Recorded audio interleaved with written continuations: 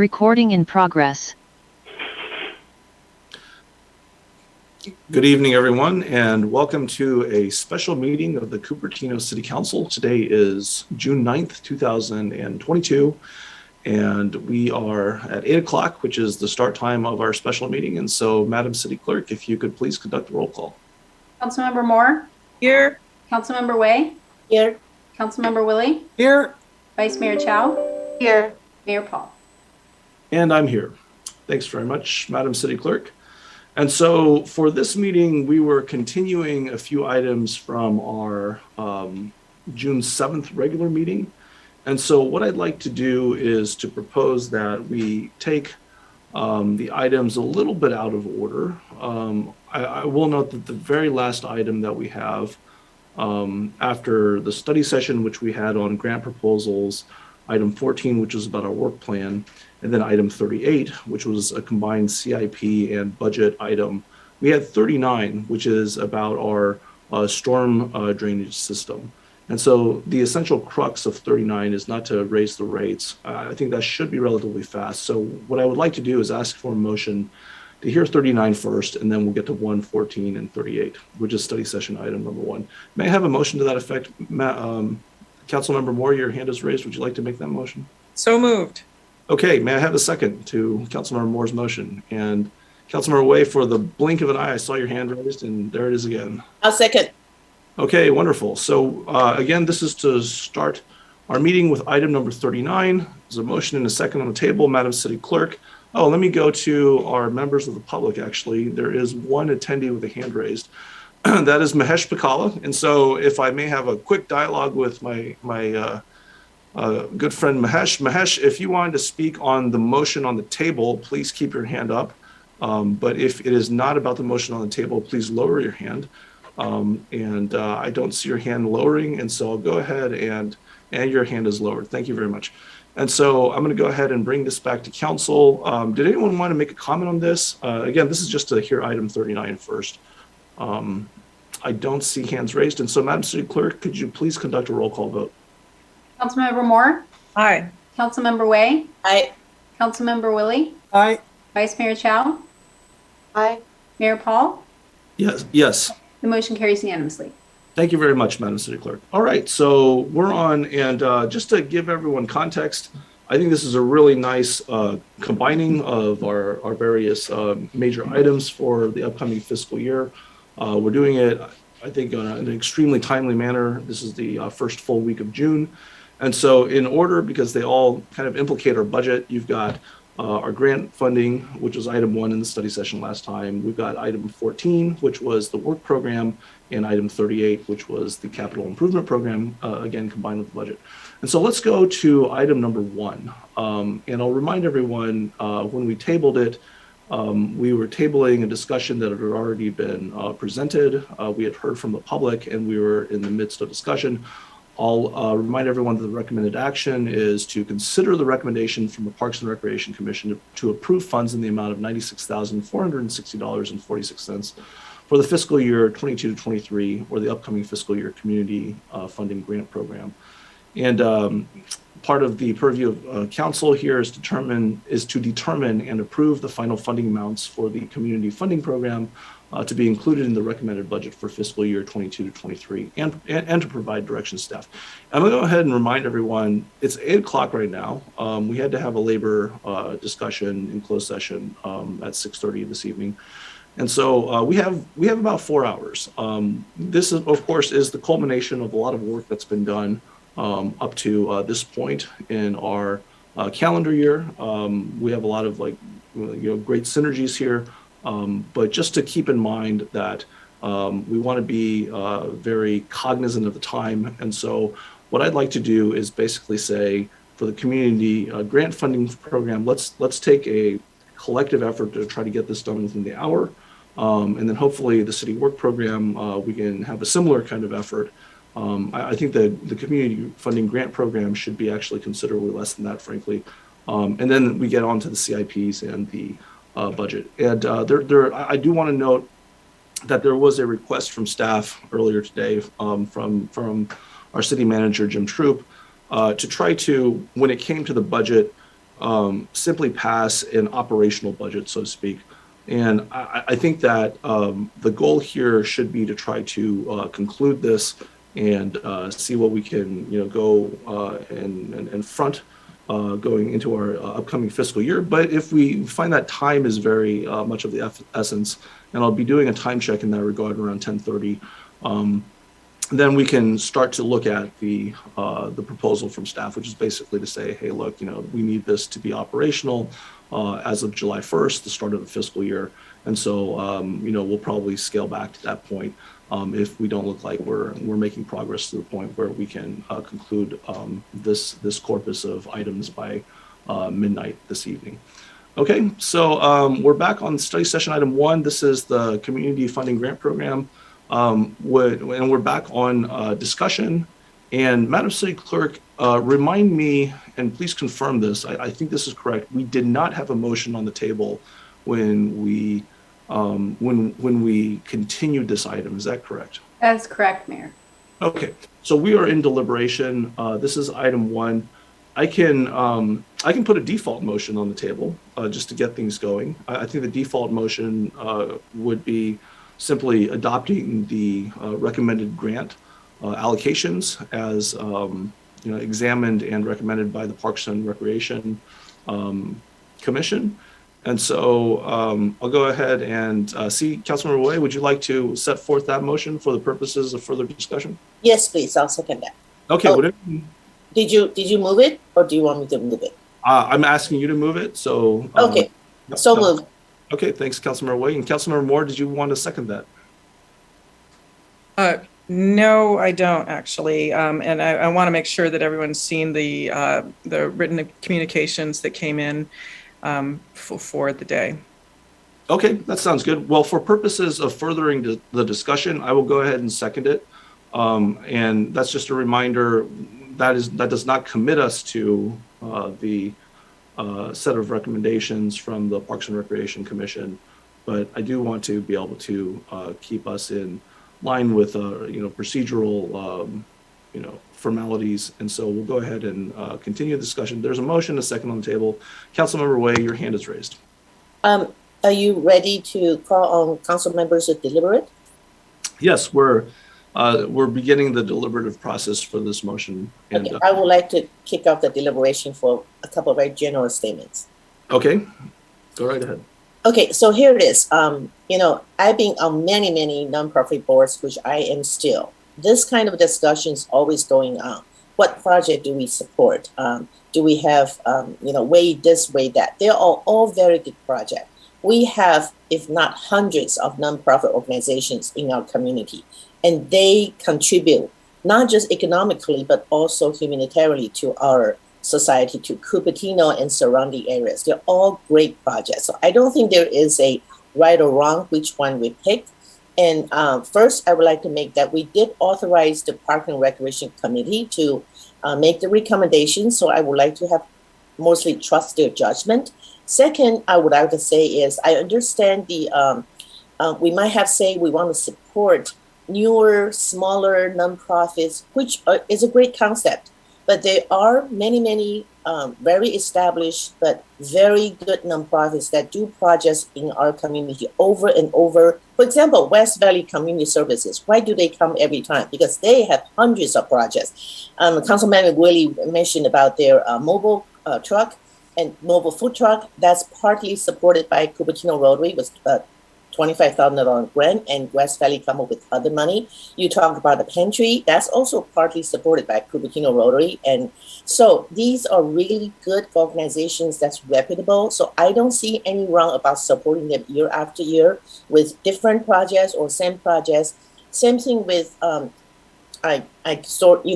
Bhubaneswar sister city. It's our sister city when they're doing an event in our park, Memorial Park, to give them free facility. It's not free for them, it's free for our citizens to attend facilities, a great event.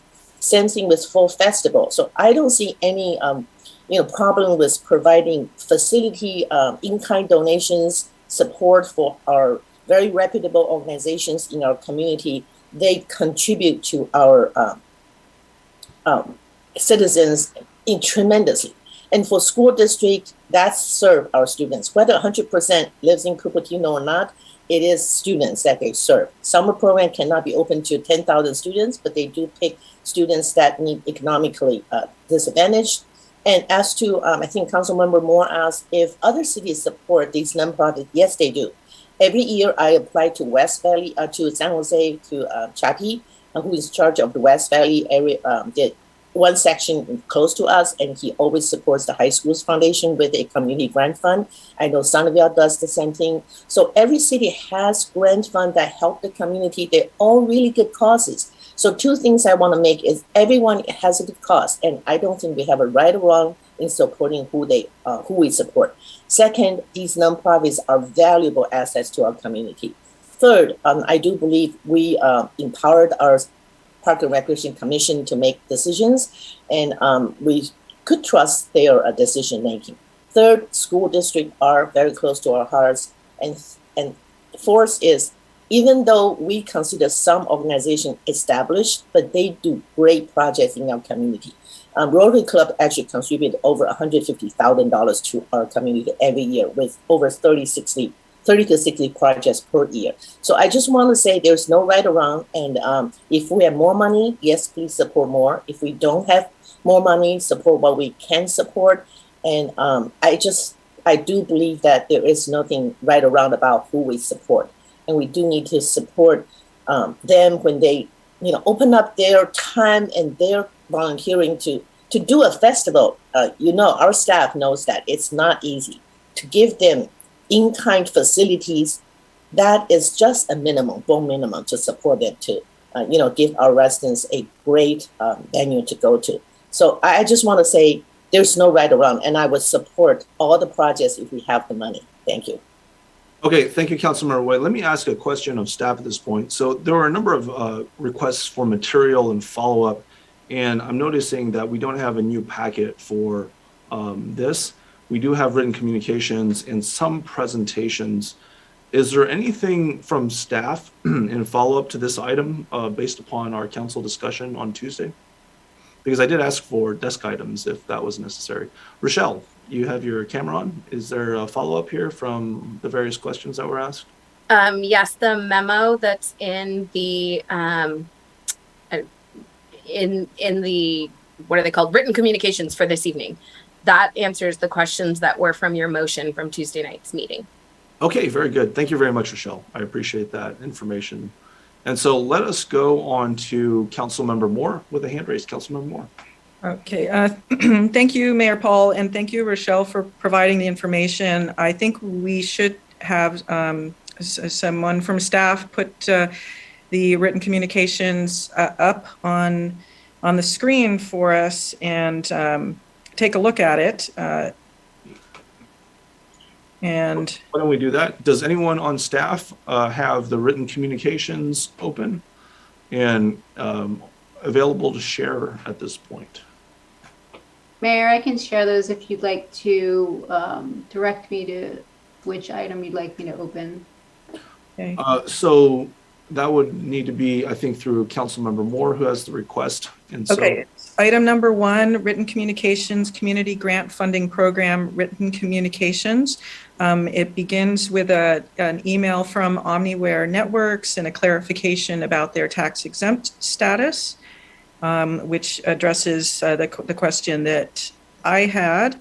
And then the next item, community grant funding program. So we don't need to look at the first one, but the next one that says updated attachment C, evaluation totals and Parks and Rec Commission recommendation, desk item. We can actually scroll past that. And what I want us to be focused on after the policy is the blue and white striped table that shows the vendor, the invoice item, detailed description, fiscal calendar 2018, 19, 20, 21, and 22, and a grand total. So I'm very grateful that we have this information now.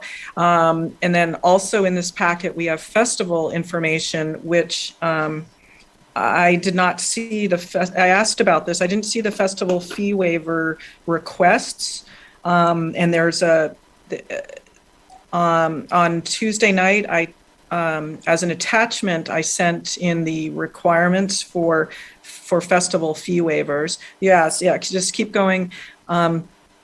Keep scrolling down. So that's that is the information about the nonprofit status. So that it is current, and I did receive a call or a phone message from Omni Networks, and then we can pass through this memorandum onto.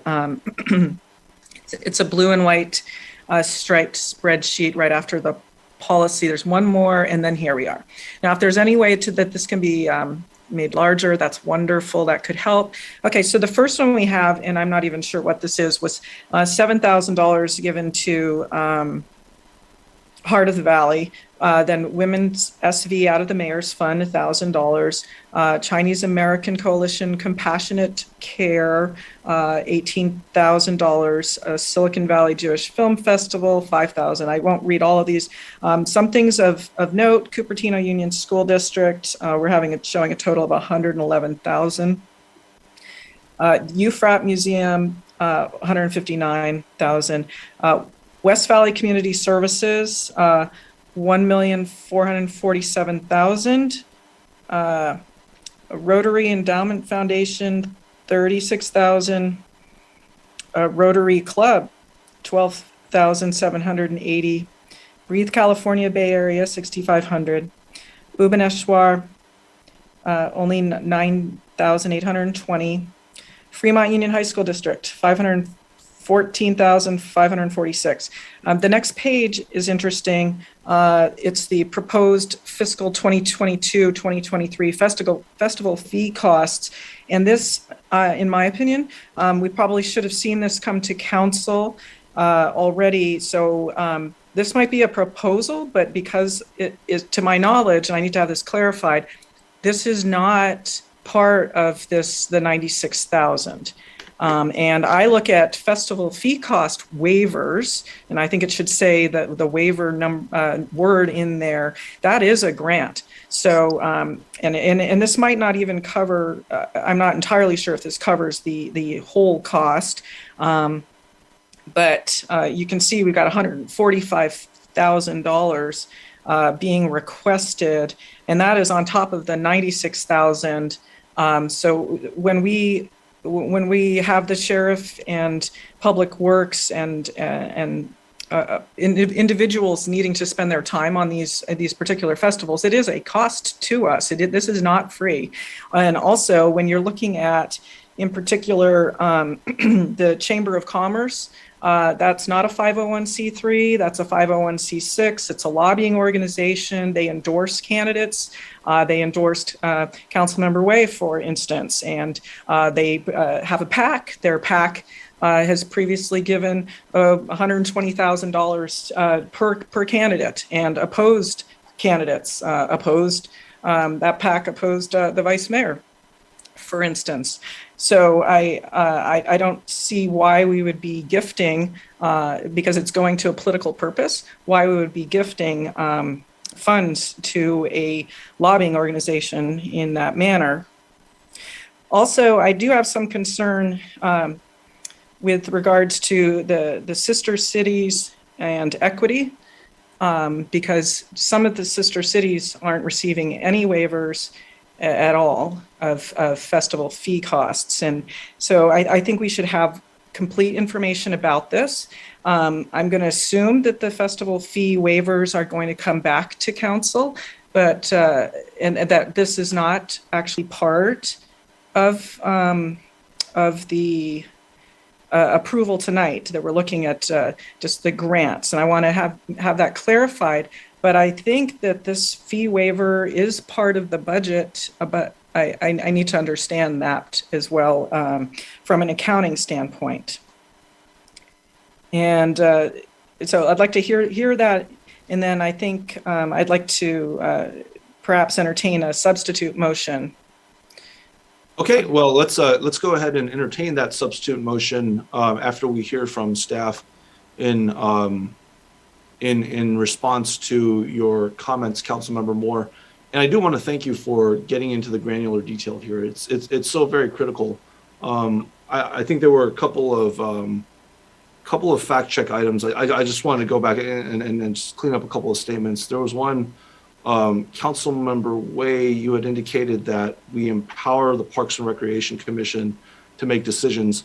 I just want to just clarify, we're actually asking them to make recommendations. So let's just be really clear about, the ask there. And then for Councilmember Moore, I think you make legitimate points, certainly, but the one that I want to clarify, and I'm not doing this from an advocacy-oriented perspective, but I just want to clarify that the Chamber of Commerce actually separates out their 501c6 organization from their political action committee. And so to make the statement that giving money to the Chamber of Commerce 501c6 is akin to supporting or opposing candidates, I think you make a good point as to that aspect of the lobbying of the organization, but they are actually separate entities there. So the Chamber PAC and the Chamber, I just want to make that clear so that we're not Mayor running. Paul? Yes. Yeah. Yes. They donated money out of their Chamber 501c6 to the PAC. You can follow the money. Okay. Oh, I just want to just make it clear that there is that separate legal distinction, and so I don't know about that. I know in the interest of full disclosure, from 2010 to 2014, I sat on the Chamber of Commerce board of directors, and I was the sitting president, which came with its own travails in 2014 when it ran. But at the end of the day, I know that those are separate entities in terms of whether the money actually came directly from the 501c6 bank account to the PAC. I'm not sure. Yeah. Mayor Paul, I also want to mention an item that has been postponed. I wanted it to come before this discussion so that it could all be transparent, brought out into the light, and it discusses the $65,000 given to the Chamber of Commerce for them to make a website to advertise the Chamber. That the Chamber has approximately 300 businesses. The city of Cupertino has over 2,400 business licenses registered with the city. So it is a subset of the businesses being represented there. So I wish that item had not been postponed beyond this, but I think we need to have a full amount of information about that organization and the handshake agreements that have been made, the lack of accountability for funds that have been given to the chamber.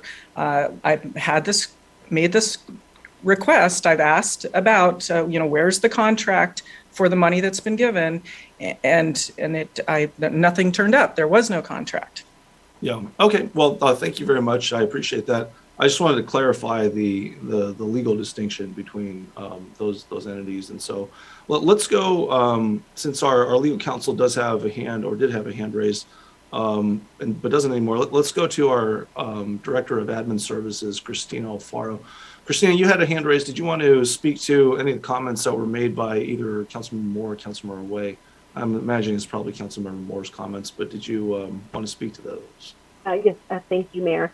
I just wanted to cover that the fee waivers were actually first presented as part of the proposed budget study session PowerPoint presentation.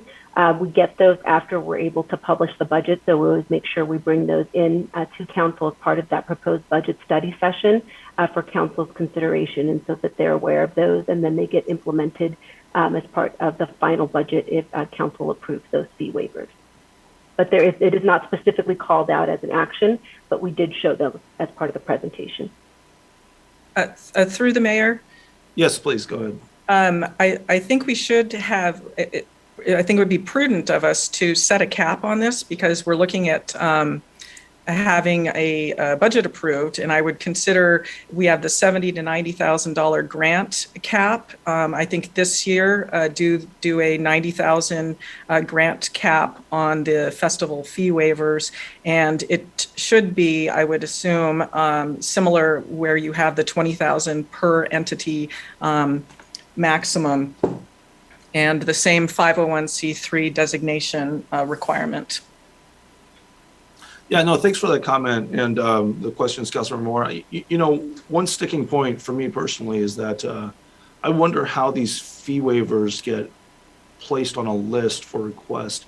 Because back in 2018 when I was mayor for the first time, I started up our volunteer fair again, which was just a fantastically well attended and well received festival in the city. So what I've been hearing, more recently is that as we didn't have the volunteer fair last year, but we had it the prior year before the pandemic, and we were looking to start it up again in May this year, but it was pushed back to the fall, probably September. What I've been hearing is that staff was telling me, well, that's going to come out of your mayor's budget, and the mayor's budget is $15,000 a year. And generally speaking, it's allocated $7,500 for the first half of the fiscal year, which is July 1st to December 31st. And then for the second half of the fiscal year, January 1st to June 30th. And those are usually two different mayors. So what I'm being told is that entirety of that half, prospectively, is looking to be allocated towards the volunteer fair if we have it. So my question is, how do we get all these various other items on the list? But for something that is, historically been there, because I didn't invent the volunteer fair. It was there in Cupertino long before any of us came on council. I just revived it. I'm wondering, how do these items get onto this list for consideration of an automatic waiver? But the one that is obviously very well, grounded in Cupertino history, but not actually, and perhaps there's an application, but I do wonder whether it makes sense to, basically, and I've also been asked, can you put all of your mayor's money into Bobatino, which, I kind of think, surely there's some kind of mechanism if there are appetites from, say, the teen commission to have that kind of event, to fund this, other than, a discretionary funding that's a relatively limited amount. And I will point out, at the end of the day, we have a very limited amount of discretion as to, things that we set forth in the city, on our own as council members and as the mayor. So I just, I appreciate this list being set forth. But at the same time, I wonder whether there are some fine tuning points we can make in order to, I think better reflect the activities that we're putting forward as well. So, I do see your hand is still raised, Councilmember Moore. Let me give Vice Mayor Chow an opportunity. But before we do that, Councilmember Moore, you had stated that you wanted to place a substitute motion on the table. So why don't you do that at this point? And so we can entertain that substitute motion. Okay, let me see if I can take a look at this.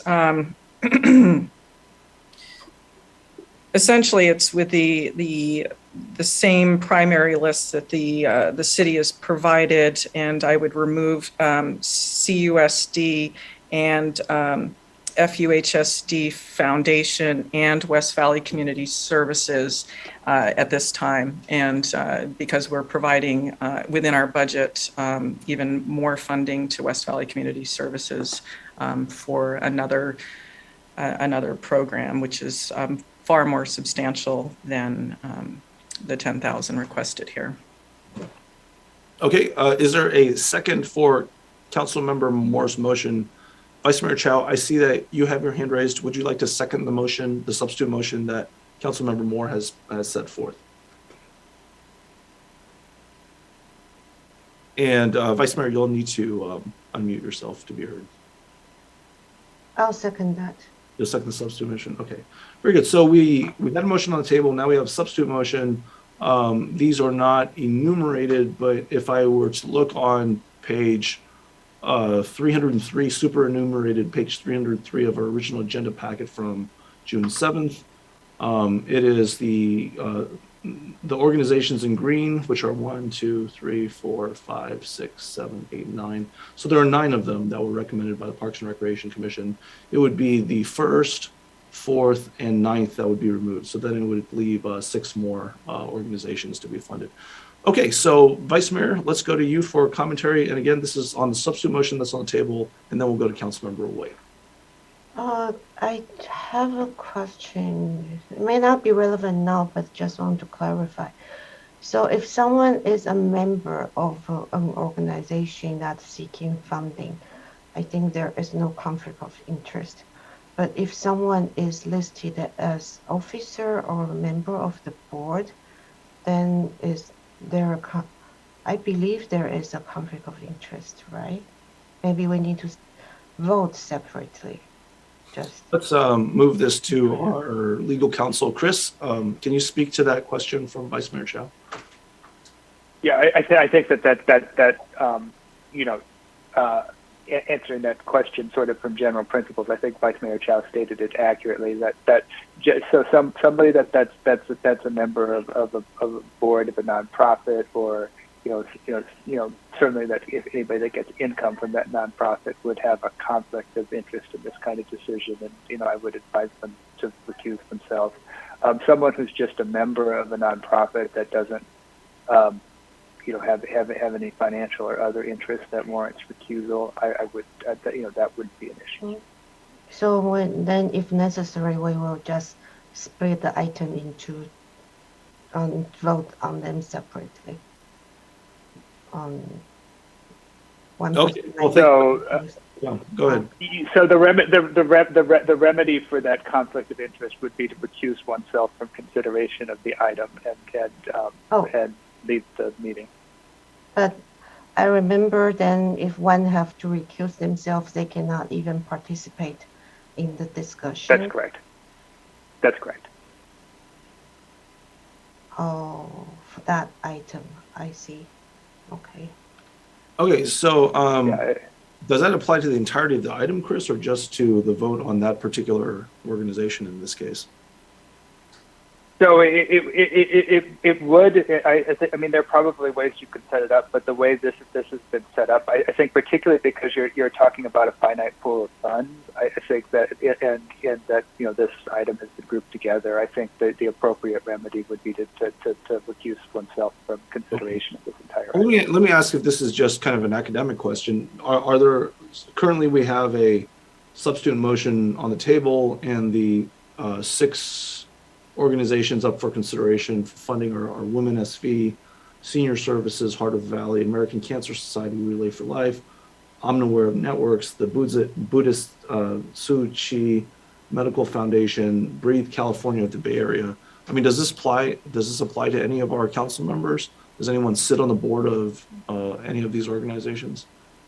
I'm on the board of the Fremont Union High School's foundation. But that's not one of the ones that are in the substitute I motion. thought that is one of the, it's not, then it's okay. The Fremont Union School District, I think that was removed by Councilmember Moore in her substitute motion. So, I see. Okay. yeah. But let me go to our legal counsel on this. So Chris, the Fremont Union School District item is part of the corpus of applicants, and it is part of the original motion on the table.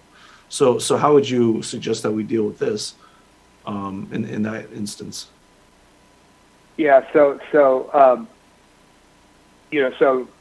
I apologize that this wasn't addressed earlier, but I think the most prudent course would be for Councilmember Way to recuse herself if she is on the board of the Fremont Union School District Foundation. Okay, well, Councilmember Way, I think that's ultimately your call, but it seems like recusal is the recommended course of action. I'm okay with it because, as I said, these are all good nonprofits. Whatever the money goes to, I don't see any right or wrong. Okay, well, thank you, Councilmember Way. I'm sure that our city clerk will notify you. So, Mr. City Attorney Jensen, so Hung can still participate as an attendee at this point, right? So that we can. Yes, if she wants to watch the meeting, it's permissible to move her over to the attendee, and so she can continue to watch the meeting without participating. Got it. Okay. Well, Councilmember Way, I'm going to do that now with your consent, of course. Oh, sure. But can I make one last comment? I don't know. Not about anything, just about the festival, which is not on the But I guess we can talk about festival later when it's come with the agenda, right? Oh, right, exactly. Okay, yeah, that's fine. Okay, thanks, Councilmember Way. All right, so I guess we're on we're on Vice Mayor Chow's comments, and then we'll go back to Councilmember Moore. I'll remind everyone that we have a substitute motion on the table. If that is voted on and doesn't pass, we'll go back to the original motion. The substitute motion is what we're discussing at this point. Vice Mayor Chow. To be fair, I think we could also partition the item, right? So we can partition the Fremont Union Foundation one out, and then we can just discuss the rest together, and then Councilmember Wei can participate, and then we can vote on the foundation one later. Then that one, she just needs to recuse herself from that one. Yeah, I didn't know that. Actually, it's from her comment, I kind of get the sense, it seems she has certain personal interest. I sense that, then I looked up. So, but I don't mean to exclude her from the entire discussion. So should we? I wouldn't.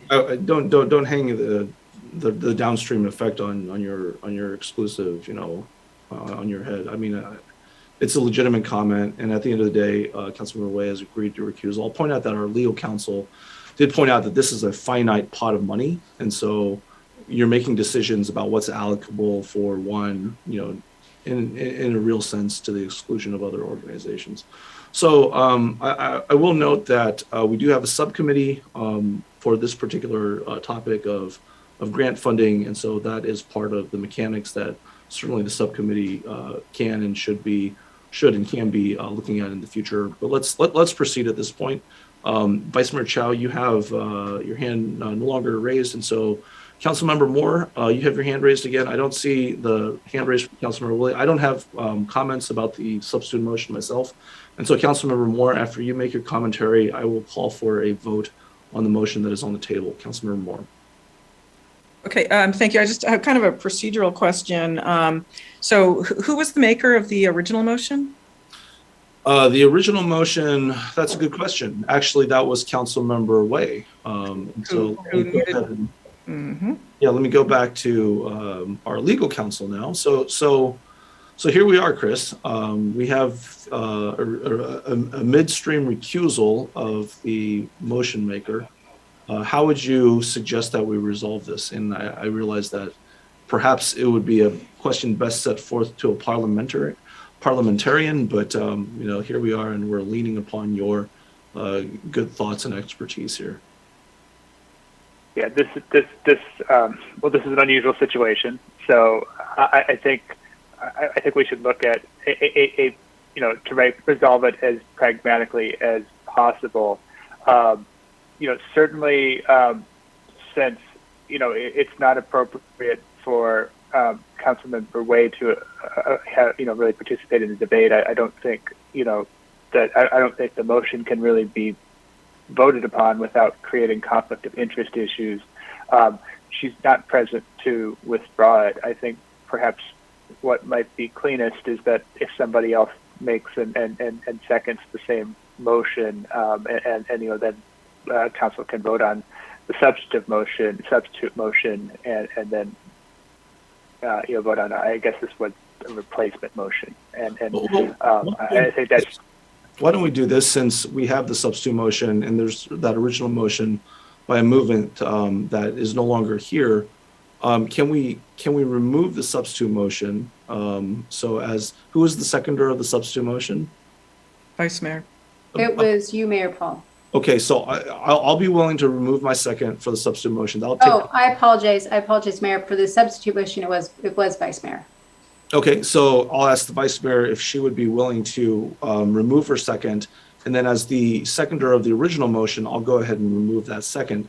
Therefore, if the willingness of the seconders are both there, there's no longer a motion on the table, and then we can start over basically with a new motion. Does that work from your perspective, legal counsel Jensen? I think it does. It sort of clears the deck and allows us to start over without the conflict issue. Okay, let's do that. So let me ask Vice Mayor Chow, are you willing to withdraw your second from the substitute motion? Yeah, sure. Okay, I'm willing to withdraw my second from the motion that's on the table. Mayor So- Paul?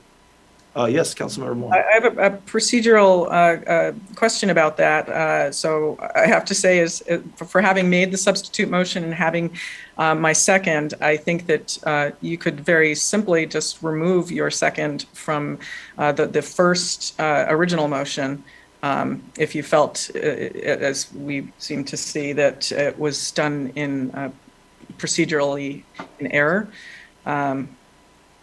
So I do have a problem with having lost my second. It seems a bit unfair. Just pointing that out. But if what you're saying is that I simply make it again and get seconded again, then that can happen. And then I might actually wish to alter it and bring in some of the other items in the list, which Parks and Rec Commission suggested, which is if you have the money, they suggested we bring in Youngzine. So we could perhaps take a look at some of the other items further down on the list. Yeah, okay, great. So I'm certainly not trying to be unfair. I'm just trying to be procedurally, cohesive. But your comment is registered on the recorded record, Councilmember Moore. And so we are clean right now. There's no motion on the table. So let's go ahead and entertain another motion. Since our original movement is not here for the original motion, but our substitute motion movement is here, I will ask Councilmember Moore whether she would like to place a motion on the table at this time. Okay, so I move that we approve the recommended action and yet remove the FUHSD Foundation, remove CUSD, remove West Valley Community Services for the reason mentioned previously, and add Youngzine. Okay, so that is the next one down on the list, I note, in terms of the ranking order of the Parks and Recreation Commission. Is there a second for Councilmember Moore's motion? Vice Mayor Chow, I see that your hand is raised. Oh, so we are adding Youngzine right now? So it's a little different than last time. Excuse me, according to Councilmember Moore's motion, she is, I think it might be Youngzine. Youngzine, yeah, okay. But, yeah. Okay. I'll second that, but I have a comment to make. Okay, so there's a motion and a second on the table, and we will go to Vice Mayor Chow for the start of deliberation on this motion. Okay, so I think for CUSD, I have concern about the type of program that's offered. It's not open to everyone, even though our grant guideline doesn't seem to be clear, and also they are not 501c3. I think we should follow our policy. For the Fremont Union one, the foundation one, it's an online mental service. That's also, it's not a one-time event. I think the intent of the grant is for a one-time event, and that seems to have go all over the place. And also, I think there are so many public agencies. If they all come and compete for our very tiny grant, and they offer amazing programs, then it doesn't seem to be people are competing at the same footing. And then for West Valley Community Service, the description that they have applied for is not a specific program. It's a description of their entire service. And it's not even a one-time event. So that means they can basically apply every year for whatever amount. That doesn't fit our grant guideline either. And this by no means is in any way speak to the value of the service they provide. And the city does provide them grants through the CDBG grant, and then other grants, federal grant that specifically is meant for the client that's served by WVCS and the specific type of program they do serve. And then the city has, during the pandemic, added the funding to serve their client. I think those are appropriate use of grant, and if they do need do have a unique program that do need city support, they could always come and make a separate request for grant. But for this one, it's not an event. That's what this grant is meant for. And then for Yangtze, I think that program is great, but I was going to suggest that they actually qualify for the Valley Water grant. Valley Water, I spoke to their grant officer. Their grant comes from a voter approved bond major. A certain percentage have to go to community grants. They say that they have money sitting there that they never use up every year. It's sitting there waiting for people to apply. And this kind of environmental program fit right in their category. And they would even help community organization to write grant, to frame them so that it fit their funding guideline. So maybe we can fund them this year, but then I think in the future also, besides our grant, maybe the city can create a page with all these other funding sources people can apply besides the city grant, that then they are not relying only on the city. So a lot of high school programs are great, like the Creekside, like the highway cleanup program we had was funded by the Valley Water grant I'm talking about, and the city could have applied. And they also fund festivals actually. And I asked what festivals they fund in Cupertino. They gave funding for Rotary and Chamber for their Holi and Diwali festival. But the city did not apply for our Earth festival.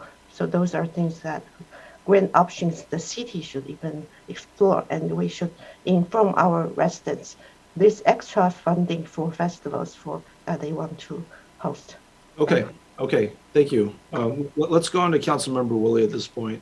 I see a hand is still raised from Councilmember Moore. Councilmember Woolley, did you have some commentary on this motion? Yeah, thank you. So we have the motion that's on the table. I'd like to, back up. I do like what Councilman Way said.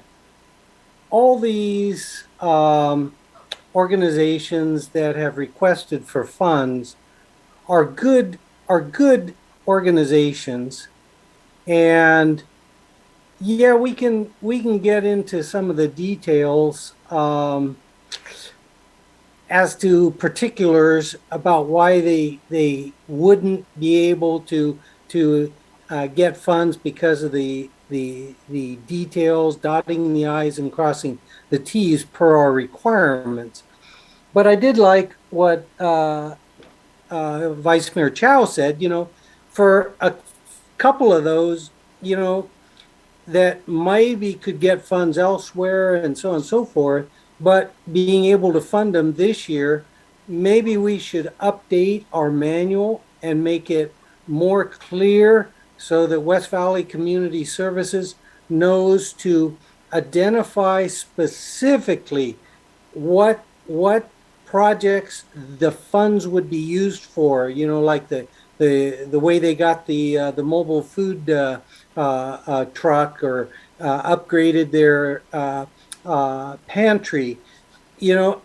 I think they have so many projects, and the fact that they didn't clearly define what the project would be, that without that funding, it likely wouldn't happen. Yeah, they'd like to do it, but they only have what they have.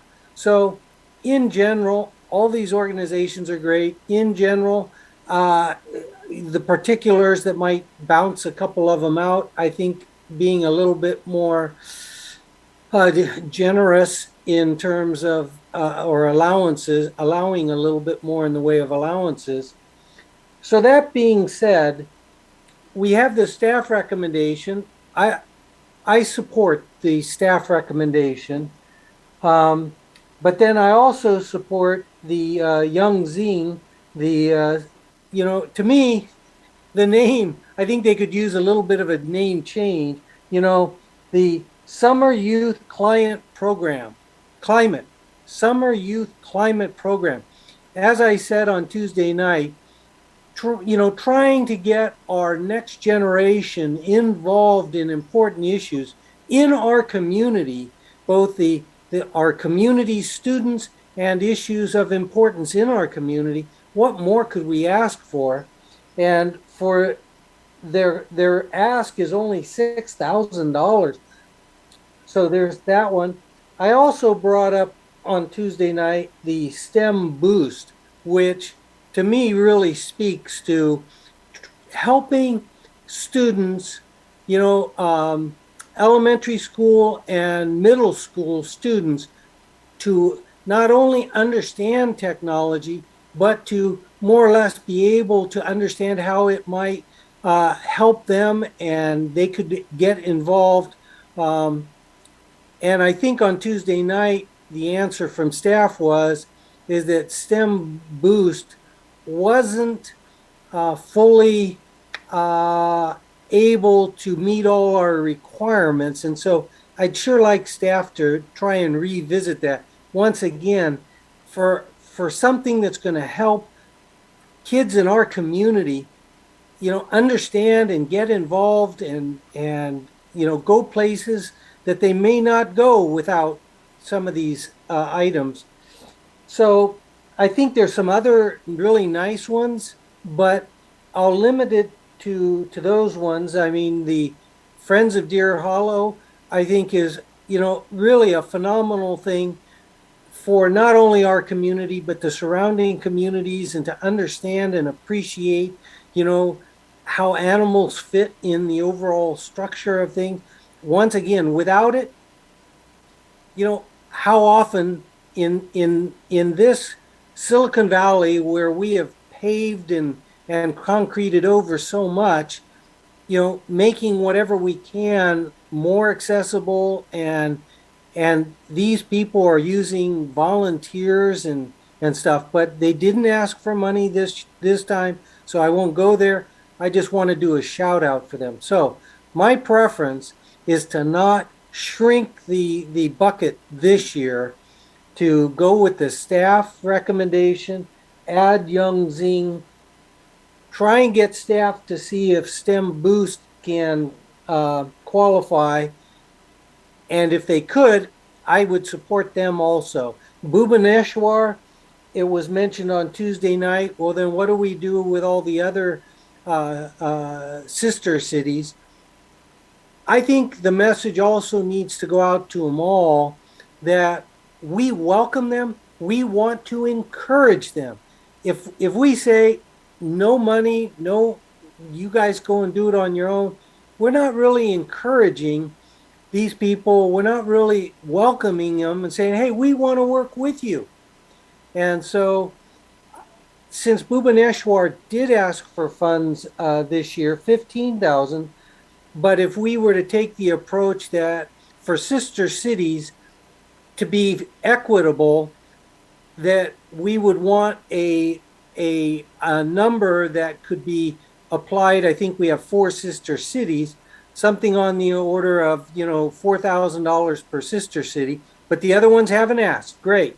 But Bhubaneswar did. So if we were to lower the 15 down to 4, let the other ones know, so Toyokawa and the Cherry Blossom Festival, yeah, they're able to manage it on their own, but let's be a welcoming community. Let's reach out, Cupertino, get them to be able to have a festival. Okay, let me, because, in the interest of time. Yep. So I think I've said where I'm after.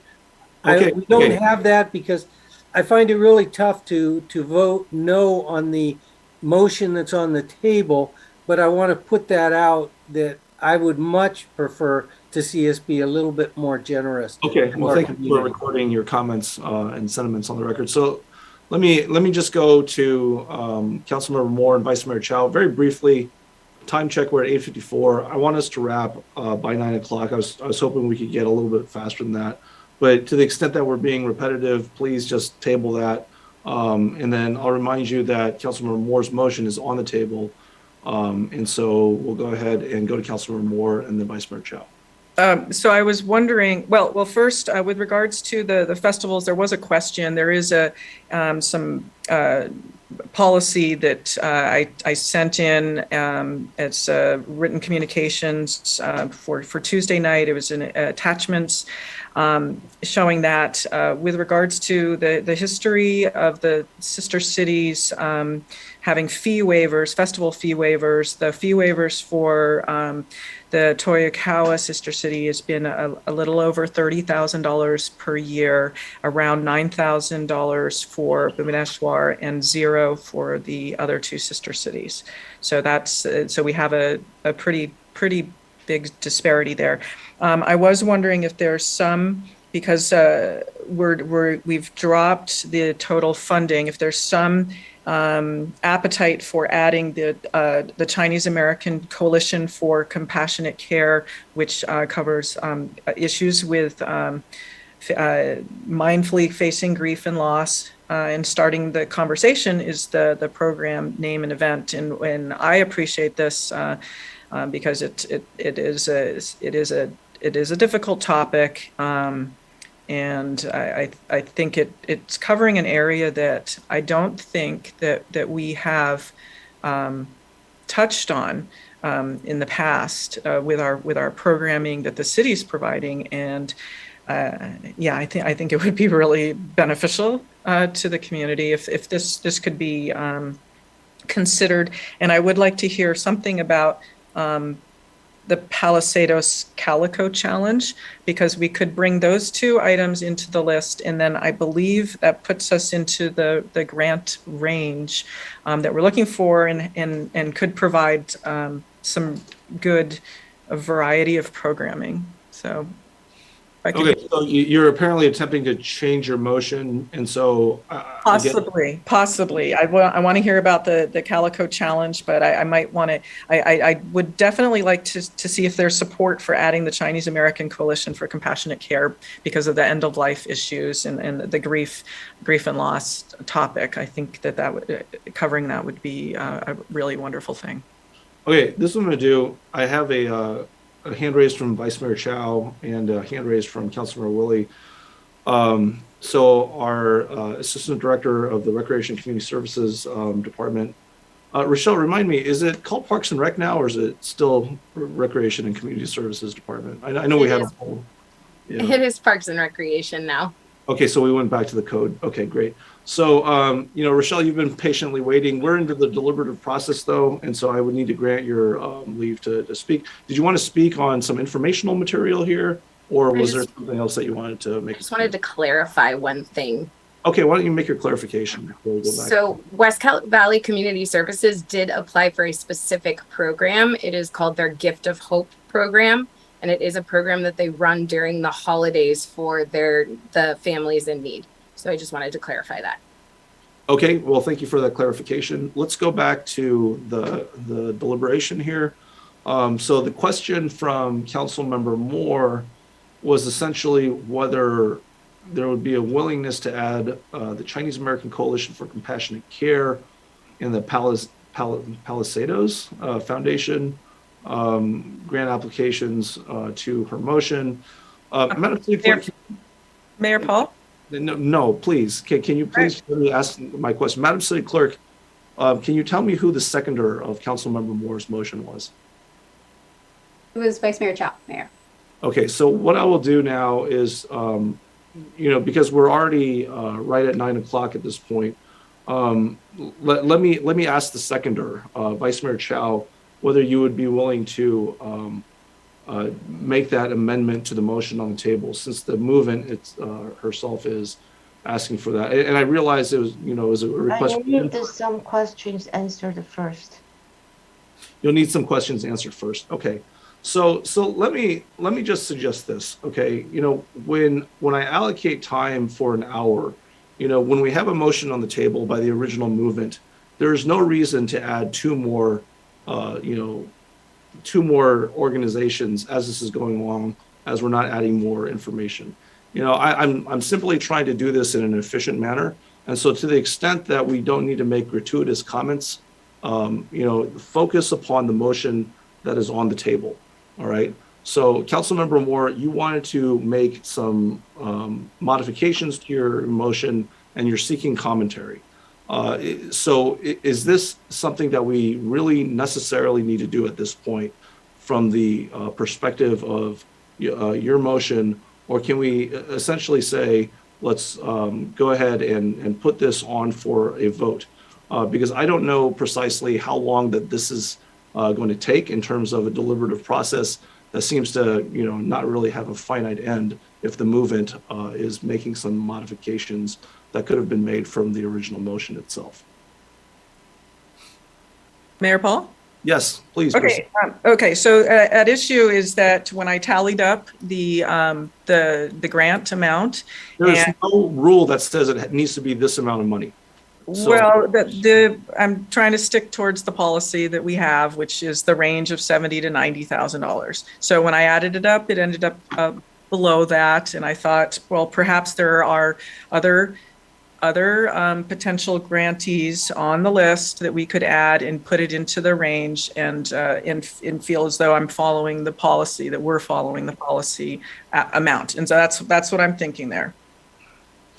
Okay. And also after hearing the West Valley Community Services for the Gift of Hope, that putting the 10,000 in there puts the numbers squarely in. So you're looking at the Palisados, Calico Challenge, Chinese American Coalition for Compassionate Care, and the West Valley Community Services Gift of Hope added on to the original grouping.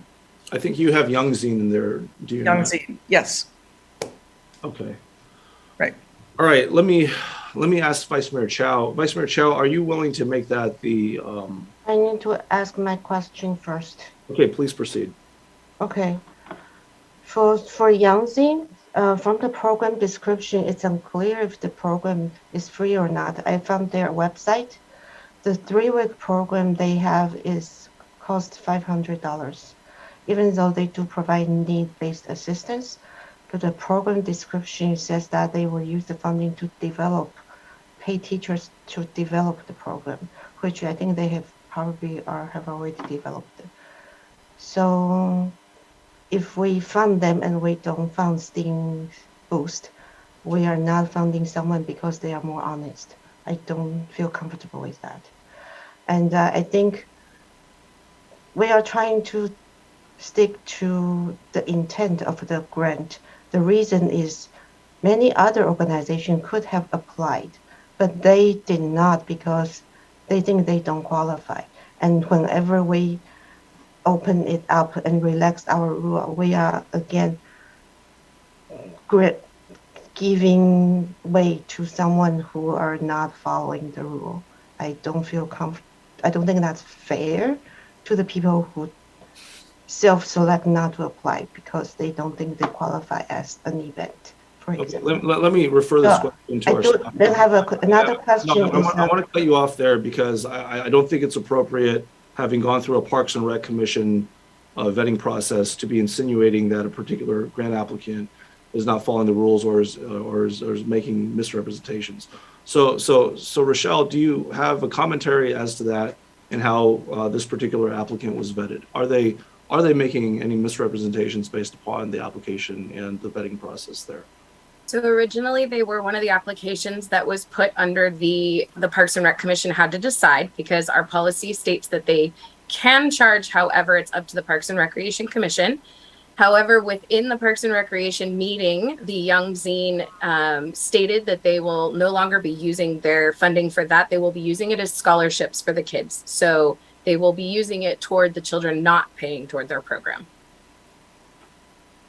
Okay, and is that now reflective of the website that Vice Mayor Chow is pointing out? She's actually pointing out their application, and that is their original application. So if they are funded, their agreement will show that it is for the scholarship purpose. Okay.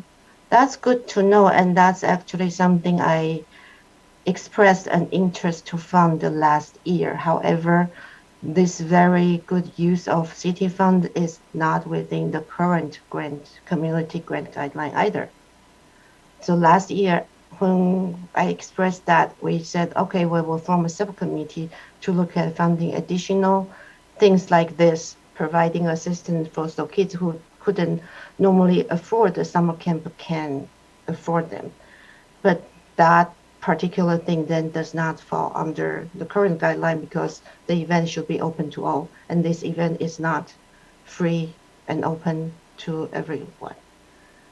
So although I think that's something definitely I already said I would like to fund, but we couldn't last year because also the same thing. And another question I have regarding the compassionate care, that sounds like a really interesting program. But the Parks and Rec did not recommend to fund them. And I find out that here is compassionate care. And this is, thank you for this wonderful table. That's all the funding we have provided for different organizations over the years. And this particular organization, we have given them funding in 2021, 6,000, 12,000 in 21-22. And now they are requesting more. And so I wonder the reason they are not chosen, do we have any concern about the program they had provided before? Or Okay, let's go ahead and go back to staff at this point. Rochelle, do you have any comments on that? Yes, so I don't have any Parks and Rec commissioners here tonight, but during the meeting, there was a thought that they wanted to try to fund more organizations that hadn't been funded year after year after year. So that kind of was more of the direction they took this year. I see. So there's no specific concern about this particular program. That's good to know. So, okay, I'm done for that. Yeah, the question on the table, Vice Mayor Chow, is whether you were willing to entertain a modification as the seconder of a motion, which would have added that organization for compassionate care as well as the Sados Foundation. I'm leaning towards not funding Yangzing, but adding West Valley Community Services back, which I agree with Councilmember Moore. On the compassionate care, I think they are providing essential service we need during the pandemic, even though we are funding them continuously. I'm fine with that. Well, I will say this. I would support adding Yangzing to there. In my preparation for the Mayor's Cup, I did take a couple of meetings with that organization, and to me it seemed quite worthy what they were doing. So I mean, for whatever that's worth. In terms of the Palisados Foundation, I don't really have as strong a familiarity with it. It gives me a little bit of pause that it's fairly low in the Parks and Rec ranking, and so that's my concern there. So I see a nod from Councilmember Moore. So can we maybe do that then? Add West Valley Community Services back, add Yangzing, and then add Chinese American Coalition for Compassionate Care as the motion. Is that workable? I would not fund the Yangzing because they don't qualify on either the original purpose or the modified purpose under the current guideline. If we fund them, like I said, it's unfair to the people who did not apply for an assistance to underprivileged children. And many summer programs would have applied for that. And they did not, and it's not really fair for them. I mean, it's a great program. And like I said, they can apply for Valley Water grant. And this has nothing to do with the value of the program. Let's not repeat our reasons. I will cede to that. That's fine. Councilmember Moore, are you okay with, and Rochelle, if you could, let's just deliberate now. So I appreciate your enthusiasm about this, but let's just leave it to council this time. Councilmember Moore, are you okay with just adding West Valley Community Services as well as the Chinese American Coalition for Compassionate Care at this time to your motion? Yes, and just for clarity's sake, is it all right if I just read them really quickly? Yes, please go ahead. Okay, so we have West Valley Community Services at 10,000, Women SV 20,000, Senior Services Heart of the Valley 6,160, $8,000.46. American Cancer Society, Relay for Life, $6,000. Omniware Networks, $2,000. Buddha Suchi Medical Foundation, $8,300. Breathe California of the Bay Area, $4,000. And the Chinese American Coalition for Compassionate Care at $13,000. Yes, that's correct. Okay. And Vice Mayor, can you confirm that as the second? I'll second. Thank you. Okay, so at this point, I'm going to go ahead and call on Councilmember Willie, and then let's take a vote. Councilmember Willie, your comments? I think that might have just, is Young Zing not there then? Young Zine is not there, no. And FUHSD is not there. FUHSD is not there, no. So can't Councilman Way participate since FUHSD is not there? No, based upon the advice from council, because it's a limited pot, and FUHSD is part of the consideration. The recusal recommendation was to recuse entirely for Councilmember Way for this. So, okay, what I was going to do is I thought I was prepared to make a substitute motion, which is the staff recommendation plus Young Zine. But since Councilman Moore's motion now picked back up, I'm still going to do that because CUSD. So yeah, I'm going to move the staff's recommendation, and I'll leave it at that. And now if somebody wanted to bring something else into it, I'm good with it, but I would move the staff recommendation. Or the Parks and Recreation Commission recommendation? Yes.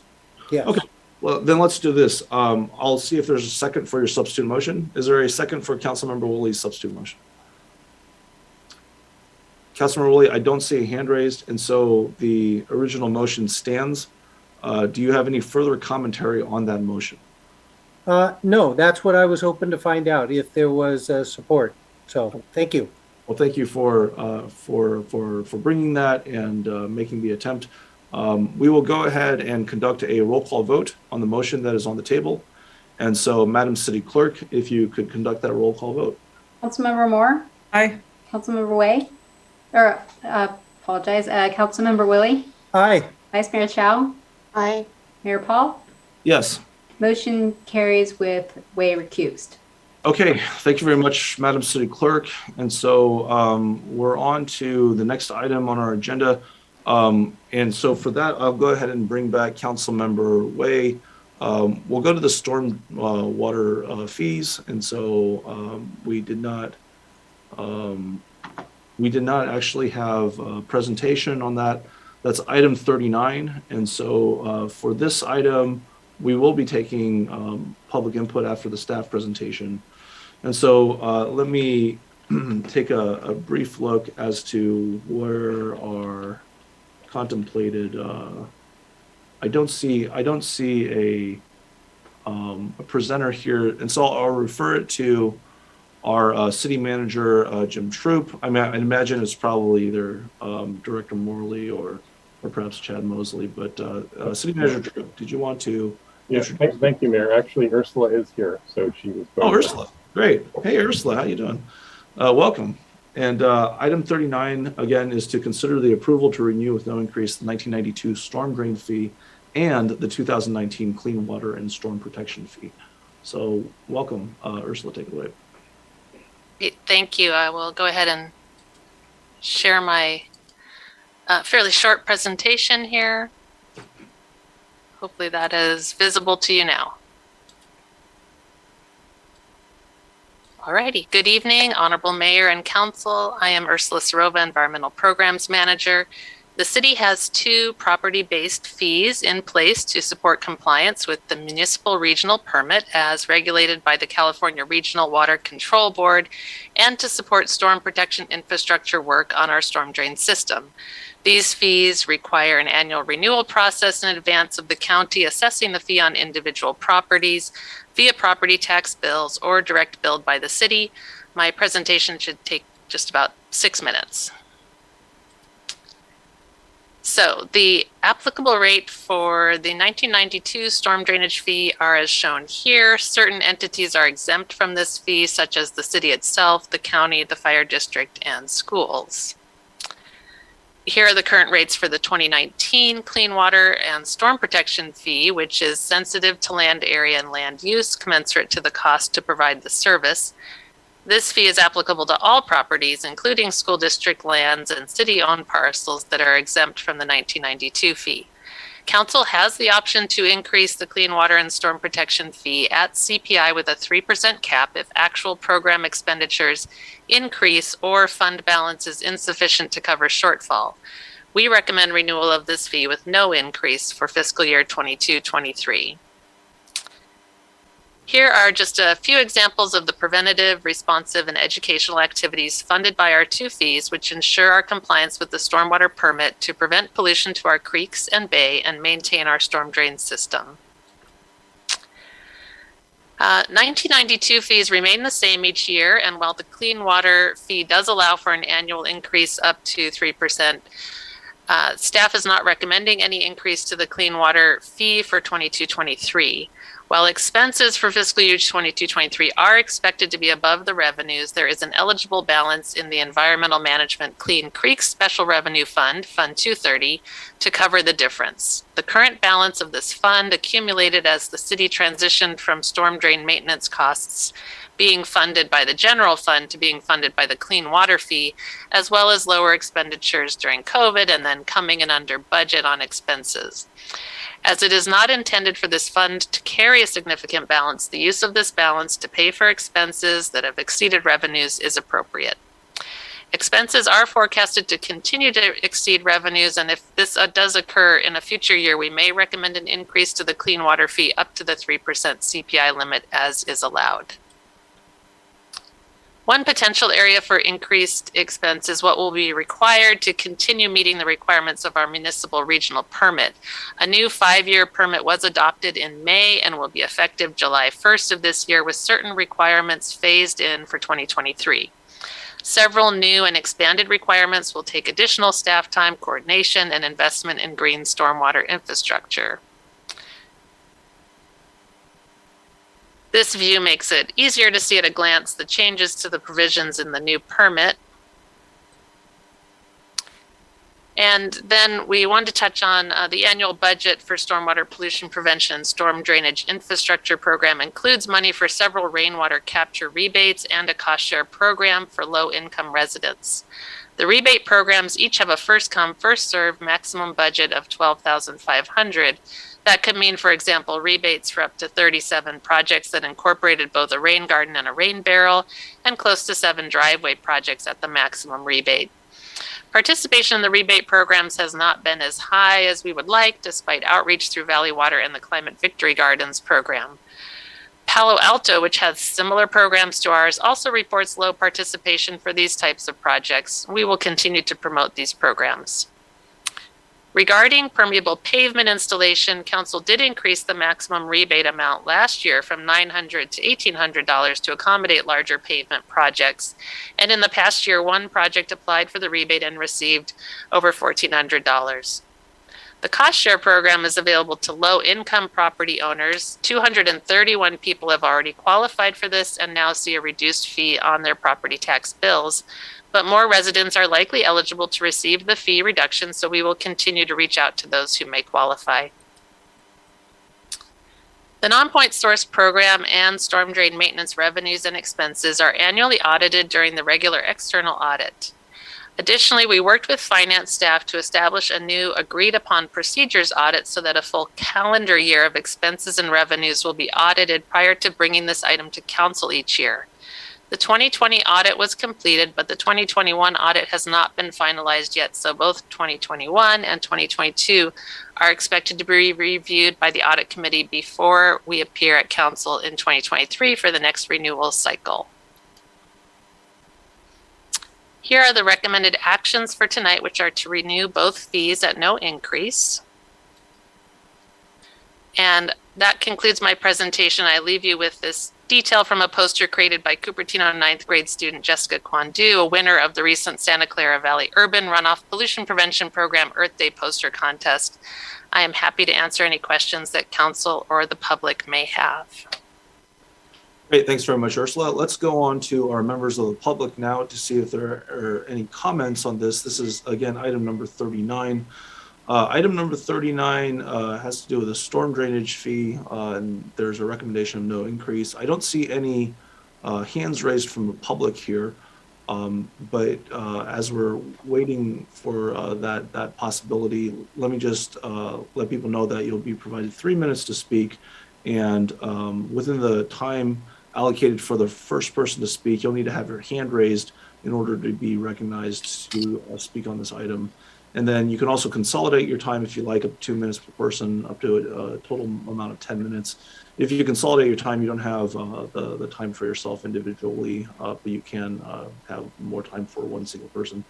I don't see any hands raised at this point, but the final way to make commentary would be to email, in this context, cityclerk@cupertino.org. But apparently we don't have the hands raised at this point. So let's take this back to our city council for deliberation. Are there any questions, first of all, of council of the presenter of the presentation? Councilmember Moore, your hand is raised. Did you want to ask a question or perhaps put forward a motion on this? Well, question first before I go with the recommended action. So I'm looking at the budget, and there's 3 special revenue funds that relate to storm drains. We have a storm drain improvement, that's the 210 fund, and it's beginning fund balance looks like 2.4 million, projected beginning fund balance for this year 368,000. Then we have Fund 215, the storm drain AB 1600 fund. I could not find a description of it, so I'm wondering what that one is for. And that's showing about $1.7 million and with some projected revenues. That's the one I'm really curious about. And then we have this Fund 230, the environmental management Clean Creek storm drain special revenue fund. I'm wondering if is any amount of this funding within this fund able to be used towards storm drain improvements at all? And then should these funds all remain separate? And as I said, what is the purpose of the AB 1600 storm drain fund? So it's kind of maybe someone from finance could answer that question too. So it was a little confusing seeing these 3 funds and what their purpose was. Okay, thank you very much. We have a hand raised from our city manager. Jim, did you want to speak to Councilmember Moore's question and comments? Yeah, I'm doing one, and Christina and Thomas are looking up the other ones real quick. Okay. Just see, excuse me, that AB 1600 one would be related to the impact fee fund. So it would be when we have to expand the storm drain system for any new, if there's a housing system going in or a buildings going in, something that expands the need, that's what that one would be used for. I don't know if Christina has the other one yet or not. Okay, and through the mayor, that's where it's a little confusing because 210 is called the storm drain improvement. So that, and I realize we have new people coming on board, and I'm asking kind of detailed questions about this. So it may be that we can get the answer offline, but I'm just wondering if we could just have a kind of a refresher on this Fund 230, what its particular purpose is. I'm wondering if we might have some overlap. Yeah, if we don't have it now, we can definitely get it for you. I have not memorized all the funds yet. Christina said she's looking it up right now. Okay.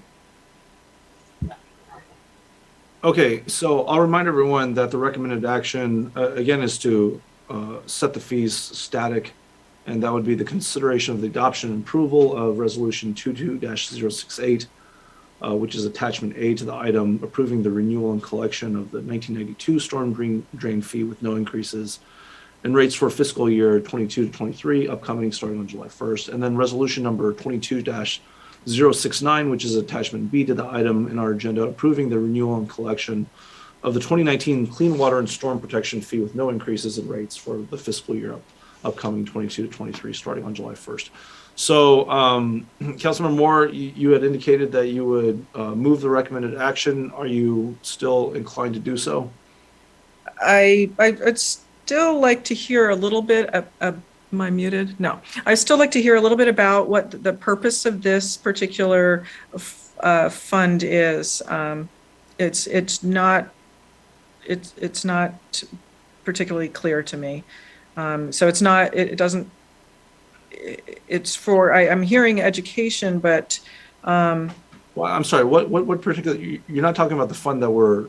The fund that we're holding the fees static for. So could we see the slide that explains what the fee purpose is for?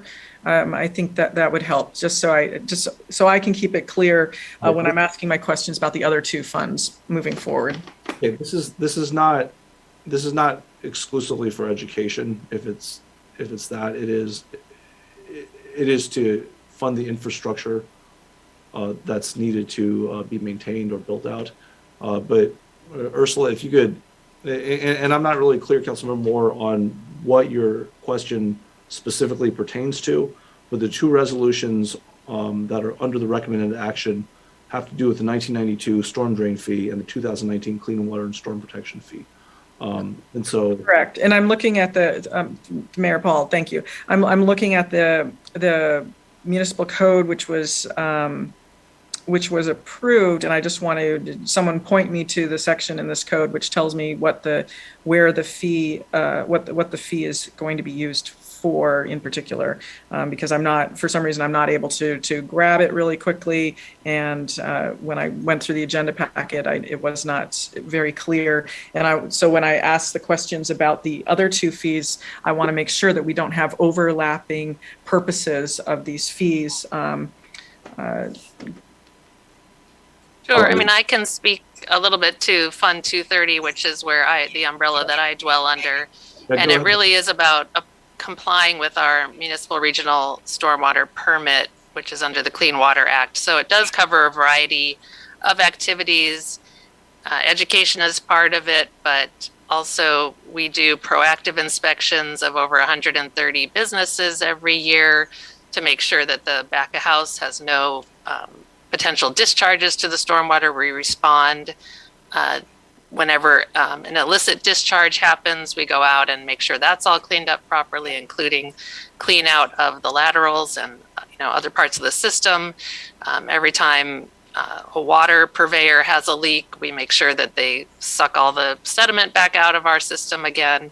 And with the 2019 fee, there was some added scope, I would say, to help maintain our infrastructure. So there's potentially, some overlap of potential uses, but I'm just not familiar enough with 210 and 215 to speak to that. But our 230 is really about the municipal regional permit compliance. It's through the mayor? Yeah. yes, go ahead, Councilmember Moore. And I'm sorry, did I hear somebody else looking to speak? Chris. Yeah, I'm sorry. I should have raised my hand. I could just add to that answer. So, the purposes of the fees are listed in Chapter 336 and 338 of the Chapter 338 of the Municipal Code. There is. I think if you look at those purposes, it will. I think you'll conclude that there's some overlap. That's likely due to historical reasons with the change in law as to how these fees are assessed, without looking at too much of the detail. And so I think that probably explains why they're two separate fees that do similar things.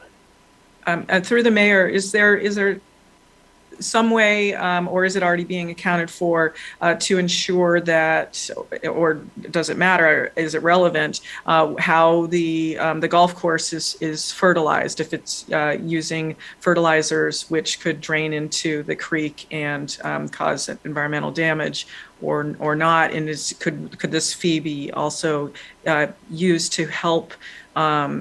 Essentially help with any additional costs that could be incurred making a switch to more environmentally friendly fertilizers, for instance? Is that something it would cover? We do track all pesticide use in the city. We get reports from all the applicators. We encourage IPM, integrated pest management techniques, and we're actually working on a plan for the corridor specifically along Stevens Creek to really drill down more into that issue of what's appropriate to use. But we are, using good management practices, and the golf course in particular takes good care in that realm, from my understanding and talking with the applicator who's in charge out there. Yeah, no, it's a reasonable comment. I mean, we could go pretty far afield on all of this, but at the end of the day, this is about whether we hold the fee steady or we increase it. And so it's not within our purview to cancel the fee. So, I mean, or to diminish it. So I would like to ask for, I will say I can go far afield too. Ursula and I were, talking offline over email about, tires and the fact that, basically plastics are coming out off of tires, and really, they're really quite an appreciable issue. And that of course would implicate storm drainage as well. But, with all respect, in the interest of time, let's just try to figure out whether we want to raise these, fees or hold them steady. I would like to hold them steady. So if no one is going to bring that motion, I will go ahead and set that motion forward and ask for a second at that point.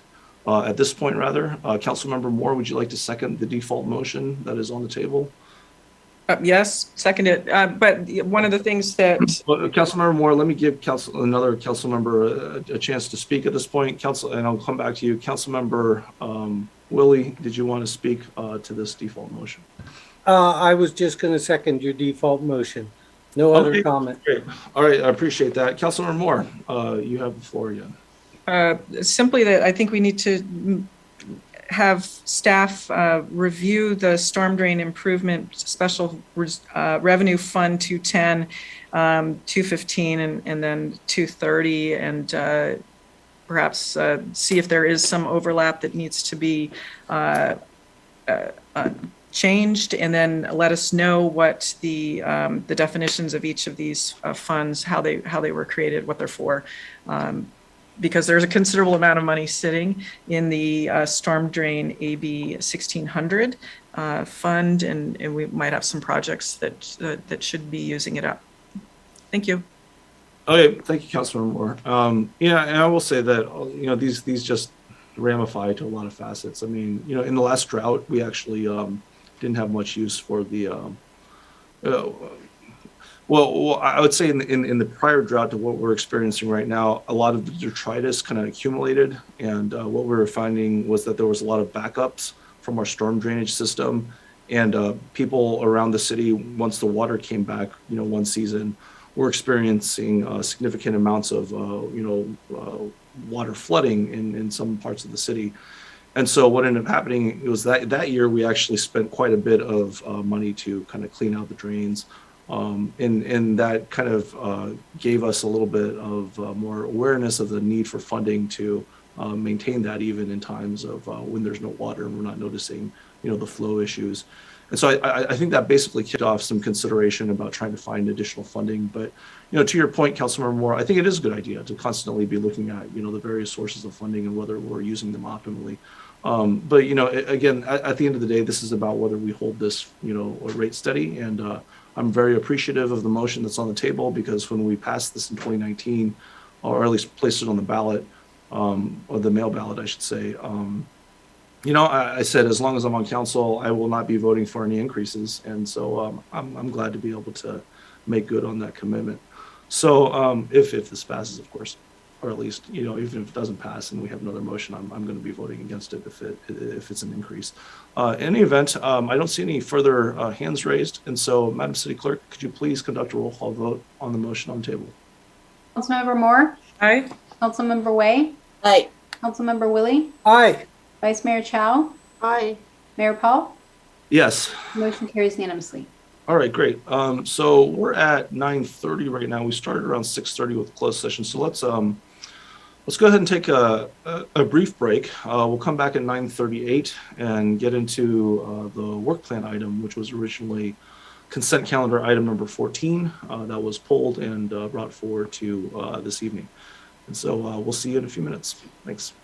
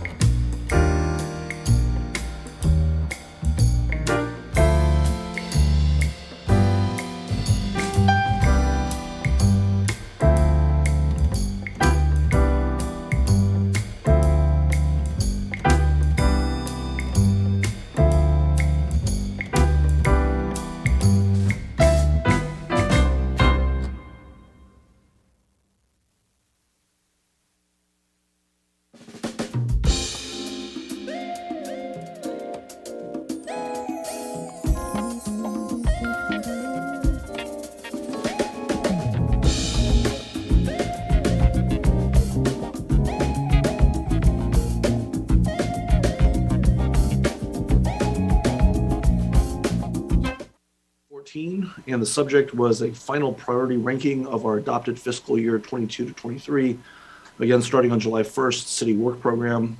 The recommended action was to receive the final priority ranking of the adopted fiscal year 2022 to 23 city work program. And so, Jim, who is providing this presentation for item 14? Thank you, Mayor. Actually, we have Astrid Robles. She's stepping in and stepping up to help us out. And she and Katie also worked together on this throughout the whole process, so she's very well versed on it. Okay, great to hear it. Welcome, Astrid. Thanks. Great. Good evening, Honorable Mayor and Council members. In summary, I'm here to discuss the consent item today on the City Work Program. So this item was brought to Council on May 17th, and this item was actually adopted with modifications and then requested to be reprioritized one last time with all the 38 items that were adopted that day. And so attached in the packet was attachment A. Council members' ratings were compiled into that attachment. And I have it here, which I can share. Earlier today, I got a request to modify the attachment to include council member names. So I can go ahead and share that with your permission, Mayor, right now to show the attachment here. I'm gonna go ahead and share. You're on mute, Mayor. Oh, thank you. Thank you very much, Astrid. Thank you, Jim. So a little bit of context on this one. When we had come out with a work program, former rankings and the ratings, staff had taken it upon themselves to anonymize the council member rankings. And I wasn't sure whether they were further, kind of randomly scattered in terms of like, if council member one was a consistent council member, for instance. But we did have a member of the public ask for the identities of the council members 1 through 5. And so, I was unaware of anybody who had asked, for anonymization from council.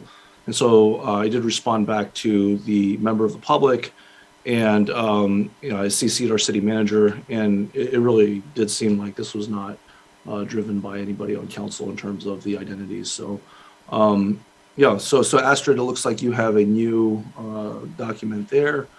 And yes. So yes, okay. I do have this attachment here, and I'm also planning on emailing this to the city clerks, so it could be posted as a written communication, so it can be viewable by the public. Okay, sounds good. So basically, if I'm not mistaken, you've basically kept the columns all the same. Yes. One was me, member 2 was Vice Mayor Chow. Yes. And then everyone else is alphabetical or according to last name, right? Correct. Yeah, and if I scroll, you'll see the columns stay the same throughout. So there wasn't like some kind of mysterious magic about this. Oh no, yeah. The original attachment A and this are completely identical, with the exception of the names. Yeah, nothing was moved. Yeah. All right. No, take your presentation away. So is your presentation basically, yeah, the table that's there? I mean, because that's pretty. Exactly. Yeah. So this item was originally kind of just put on consent in order to show what the final ranking was of the 38 items.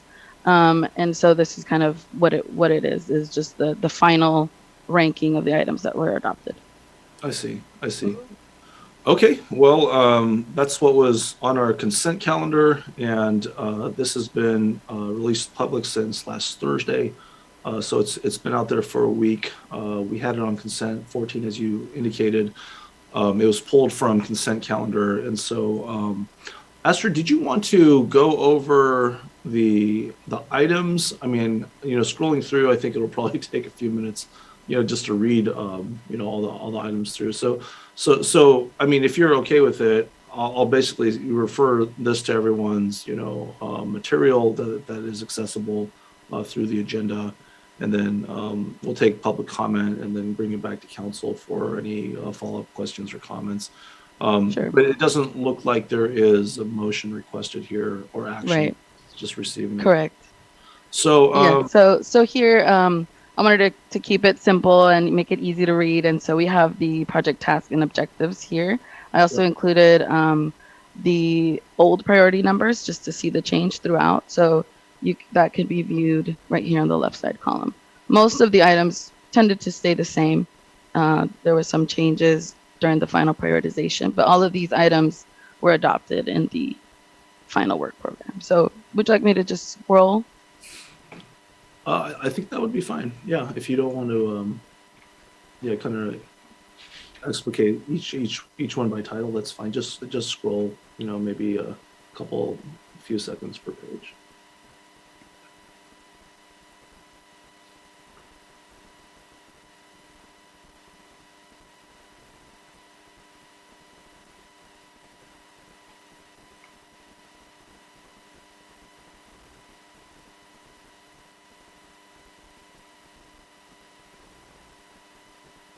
I would also just note, I think we mentioned at the last meeting, but any items with the same rating were just tied, so the number just continues because they have the same priority.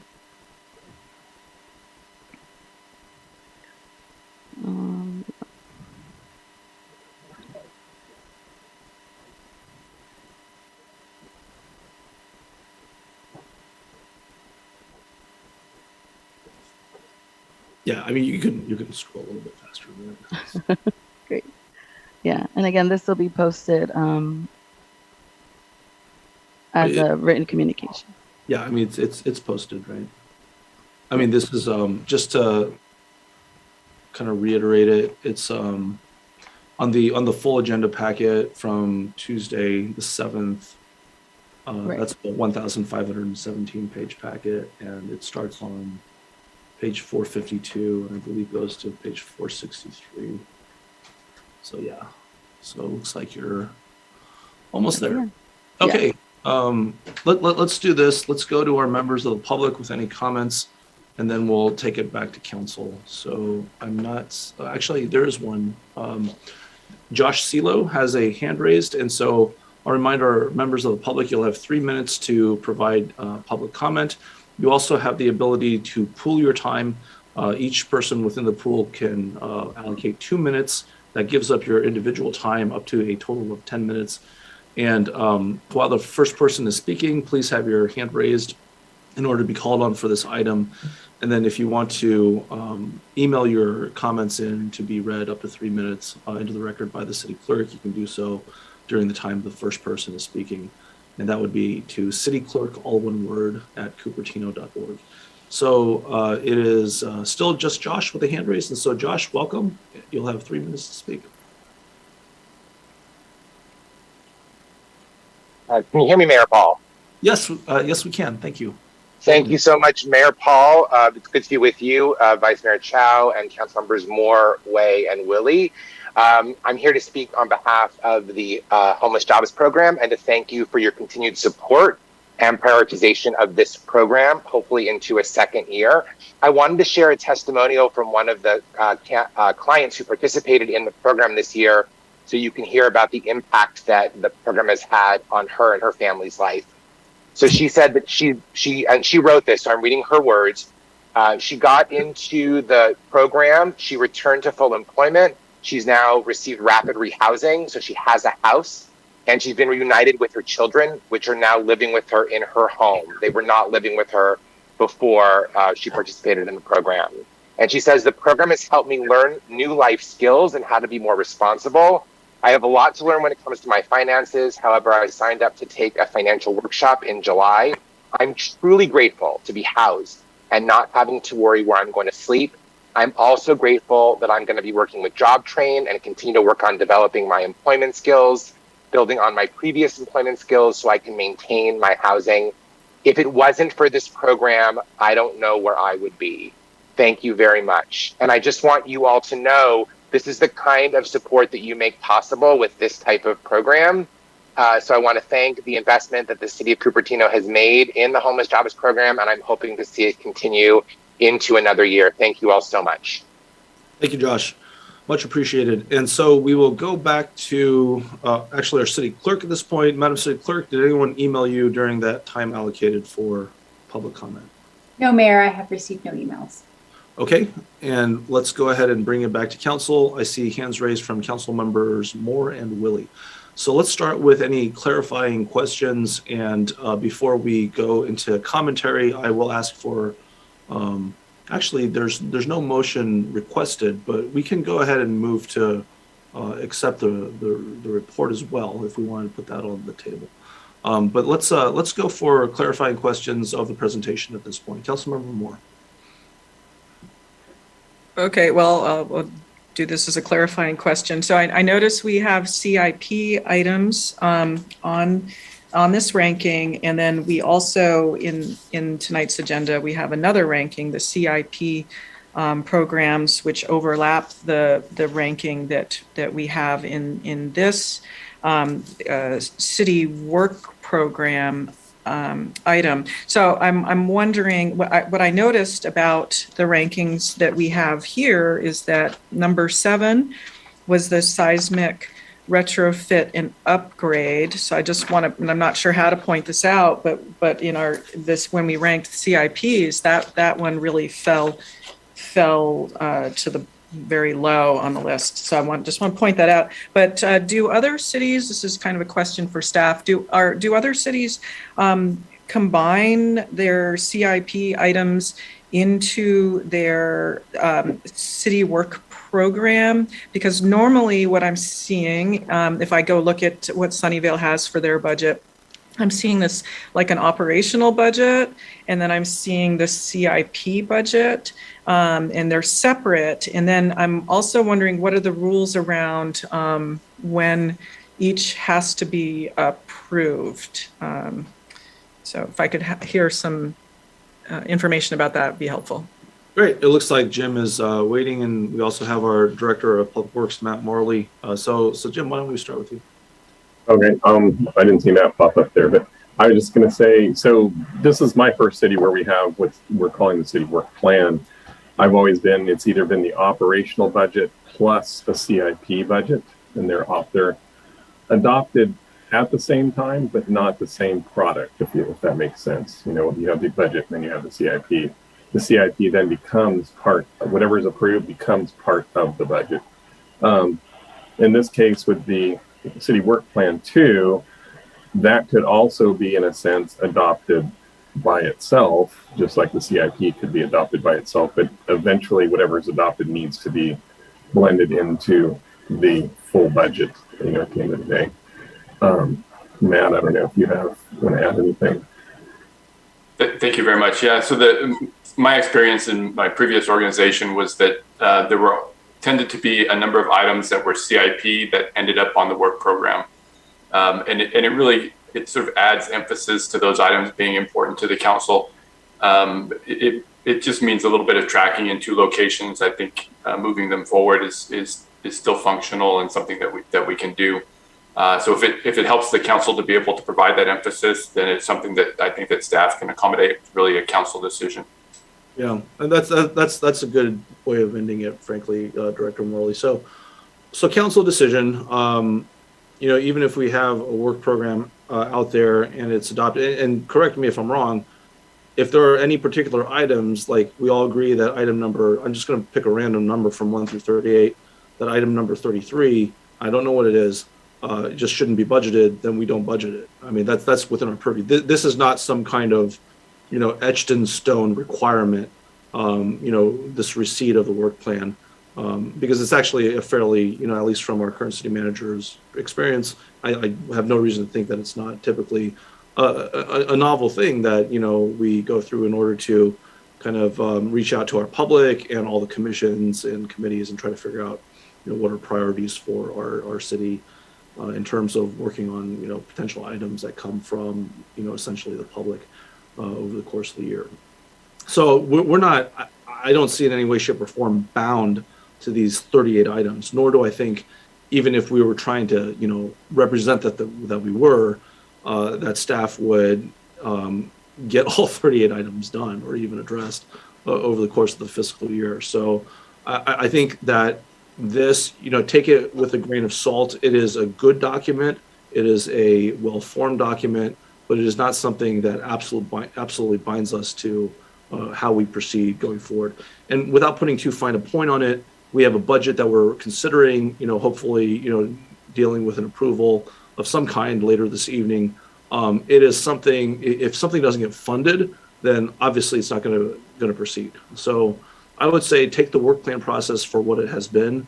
You can examine the rankings as they are, but not to get too lost in the weeds of how these rankings are presented. Without, you know, kind of putting any kind of qualitative, you know, kind of idea on it, as staff pointed out, you know, we agreed to a process. This is the ranking. We're not re-ranking at this point. This is just the receipt of a document. So again, you know, let this inform and notify how you're proceeding. But it's not something that, even if it's like within the top 10 or top 5 that we absolutely have to, set forth as part of the budget, which is really where, if you'll pardon the expression, where the rubber meets the road in terms of how things go forward in this next fiscal year. So, okay, so Councilmember Moore's hand is not raised anymore. So let me go to Councilmember Willie at this point, who doesn't have hand raised. Great, thank you, Mayor. First, number one, shout out to Josh, giving us some feedback, good, bad, or indifferent. That's what we want to find out. Hearing your awesome feedback, to me, it's just wonderful to hear. I would say that at the library expansion opening, Benaifer, who is part of the West Valley Community Services assistance on this jobs program, said that actually Sunnyvale had reached out to her to find out how this program is being done. So here we are, possibly helping to put the word out and get other programs going, because we do see a huge need out there. Okay,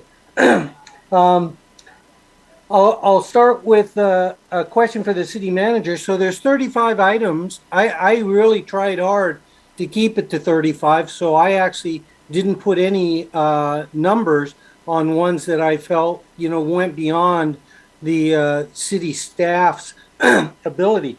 Are you comfortable with the 35 items, or do you feel staff is taxed, overtaxed?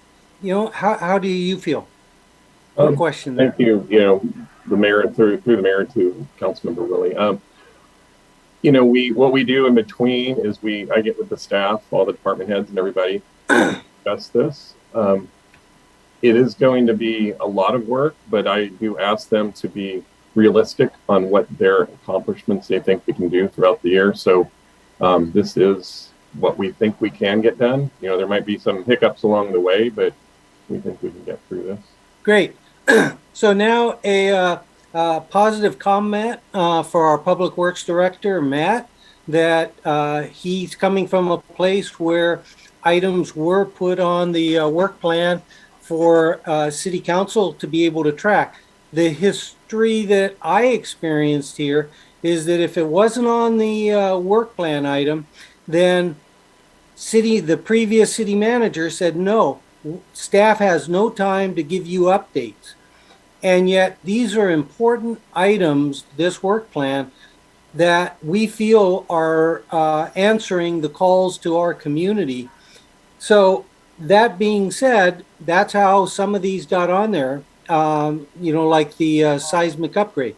So if staff could jump to the seismic upgrade, I think Councilman Moore said it was number 7. If they could throw that up there so that we can read the description. So I'm glad that the description, I think, now reflects our intent. Where number 7, you're not quite there yet. The seismic upgrade for... It's on page 2. For City Hall. Up a little bit more. There you go. And so it says seismic retrofit and upgrade to existing City Hall. Formally investigate alternatives to City Hall. So by putting it on the work plan, the intent was, I truly hope that we could help get from point A to point B, with B being the city council's desire. And quarterly updates, I think you will be asking for an update on this. And so to me, although it's primarily a CIP project, that's where the bulk of the money perhaps would come from, although I believe it's requested the $500K here, as long as it's not doubly funded. And so I'm happy with what we're seeing here. When we get to the CIP, I'll make some more comments about additional CIP items that I think belong connected with this, and that's the parking analysis at the City Hall, City Community Center, and there's one other one. So I'll bring those up. But I'm happy with this. City manager thinks his staff is up to the task. Great. No further comments. Thank you. Okay, folks, thanks very much. Thank you, Councilmember Woolley. And, what I would suggest at this time, since we have a couple hours left before midnight, that we move on to the CIP and the budget, because ultimately, at the end of the day, what we fund is what will be financially supported going forward for the upcoming fiscal year. So thank you for your comments, Councilmember Woolley. Thank you for your presentation, Astrid, and to all of the staff that worked together to bring this forward. We don't have within our purview the ability to change this, and so we have a document, and let's go on to item number, I believe it was, someone help me out here, it wasn't 39, that was the last one. I think it was 37, is that right, or was it 38? 38, Mayor. Item 38, okay. So that report having been received, I don't see further hands raised. Let's go on to item 38. And item 38, I'll go ahead and read the title of it, although I won't read all the various items because, of course, this comprises the entirety of our budget with the recommended action. So the subject is a public hearing to consider the Capital Improvement Program, or CIP, to consider supplemental information for the Capital Improvements Program, and to consider the recommended budget for fiscal year 22 to 23, starting on July 1st. A little less than a month from now, adoption of the fiscal year 22 to 23 establishment, I should say adoption of the budget for fiscal year 22 to 23 rather, establishment of the appropriation limit and related actions. And so let me refer this to our city manager. Jim, welcome to your very first combined CIP and budget item. Great to have you this last almost half year here. And so why don't you kick us off on item 38 here? Thank you, Mayor and the council. Yes, first one, this is great to bring it on home, as they say. I'm going to go ahead and turn it over to our finance staff, who have done a great job making sure everything ticks and ties and gets us to this point. So looks like I see Thomas up there. So Thomas, go ahead and take that away. Thank you, Jim. Good evening, Honorable Mayor and City Council. Today I'll be presenting the fiscal year 22-23 final budget adoption presentation. So today we'll be discussing the changes since the proposed budget was printed on May 1st, as well as next steps. Department directors and their staff are available to answer any questions that you may have.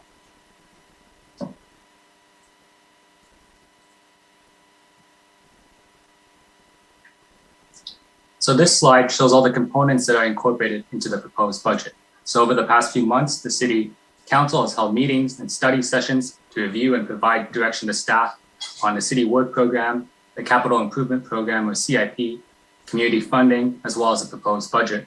And so City Council's direction from these meetings and study sessions are then incorporated into the budget that you're seeing today.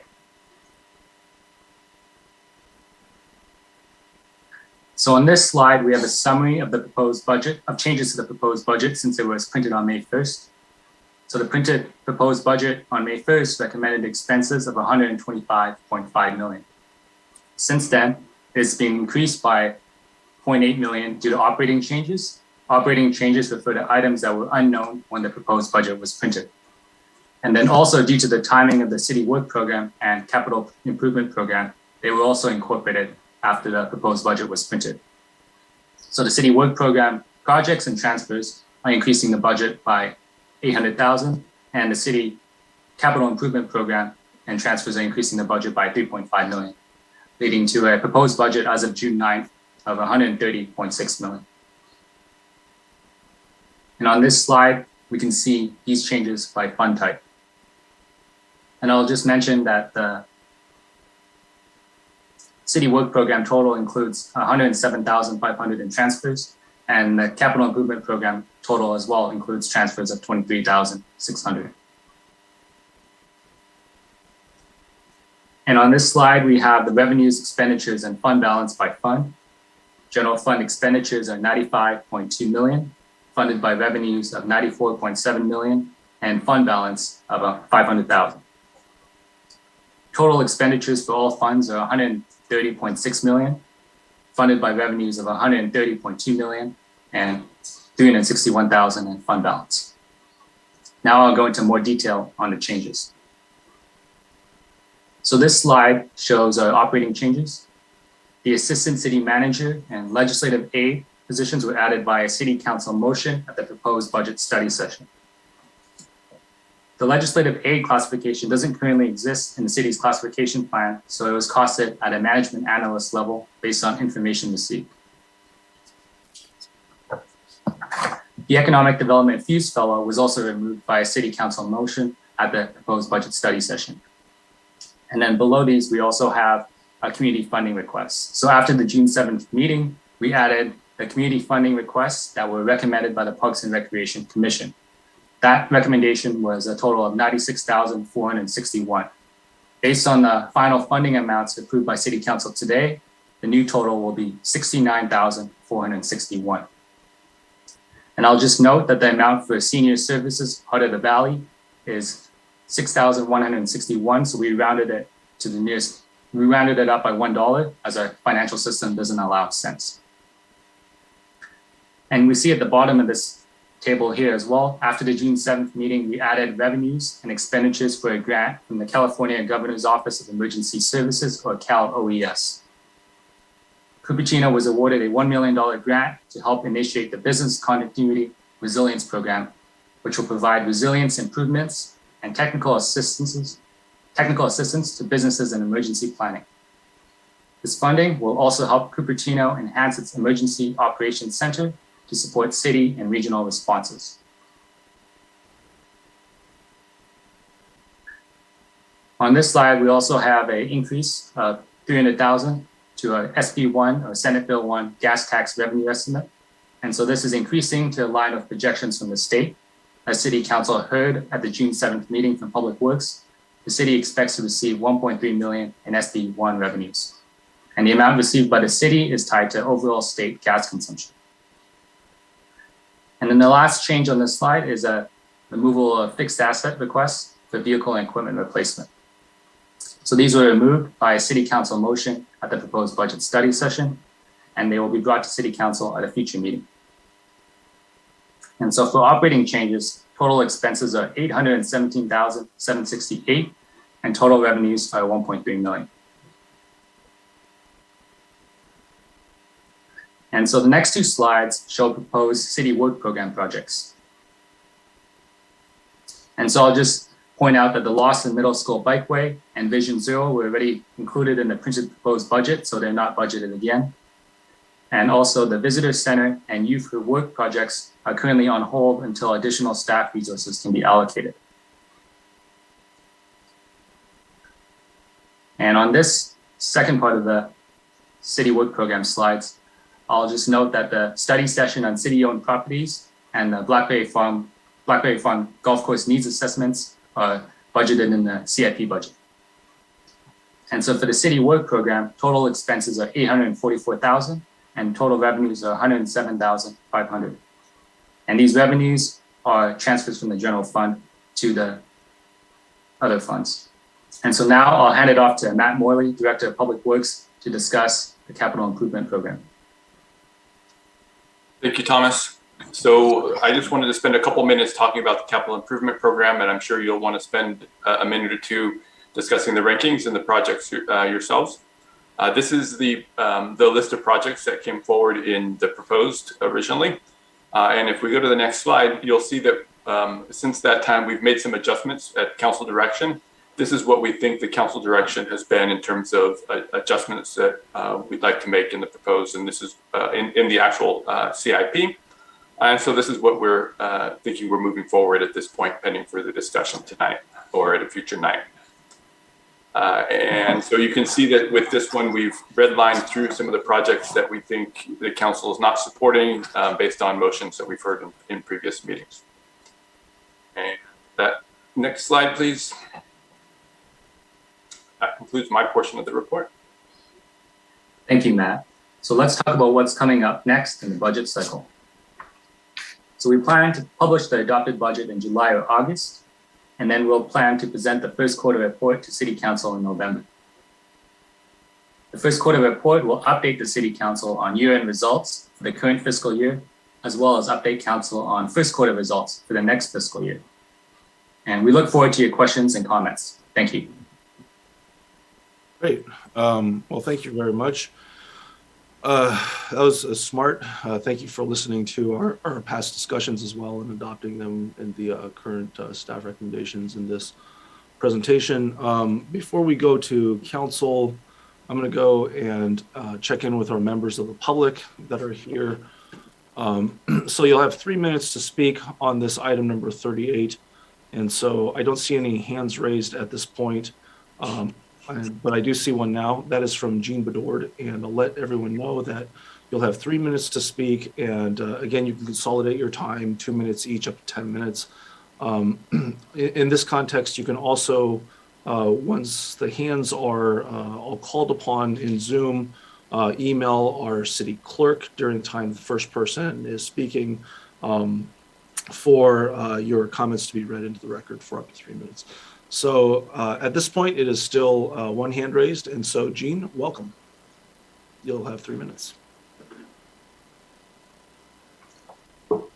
Good evening, Mayor Paul and council members.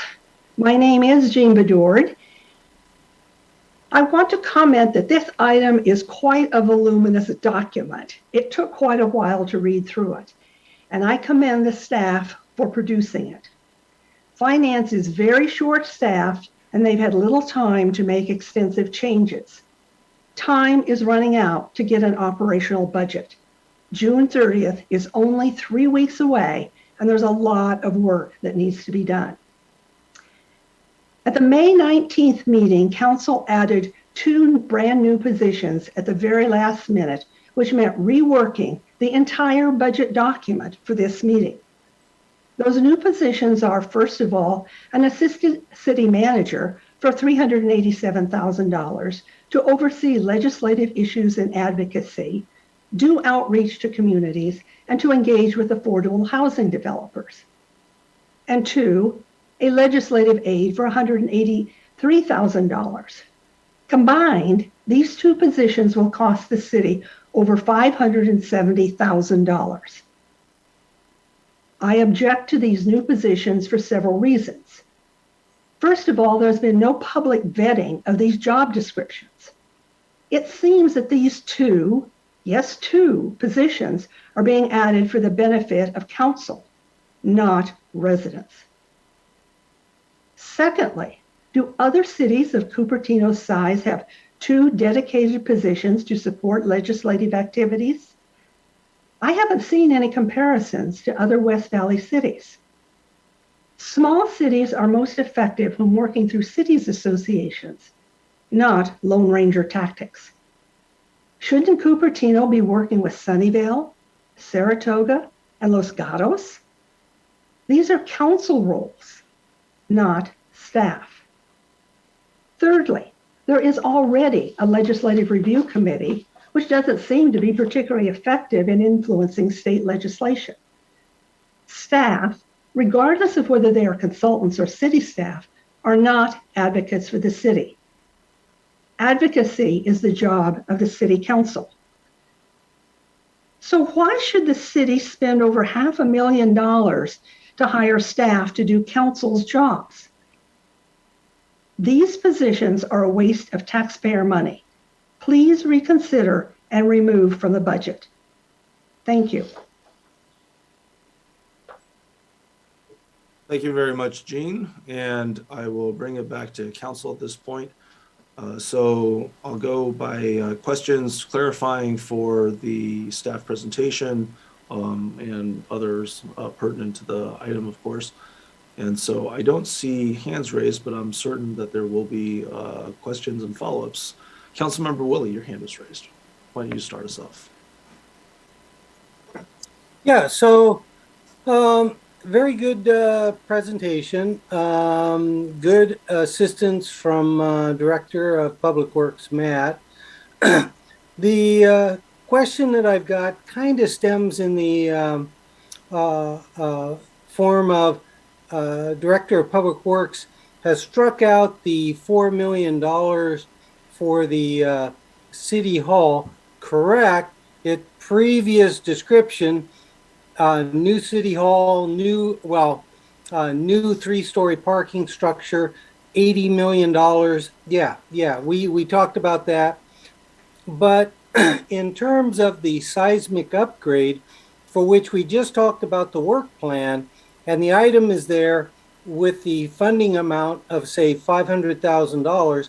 And when we previously talked about the CIP, that was the number I tossed out to get us the conceptual options that the city council would truly find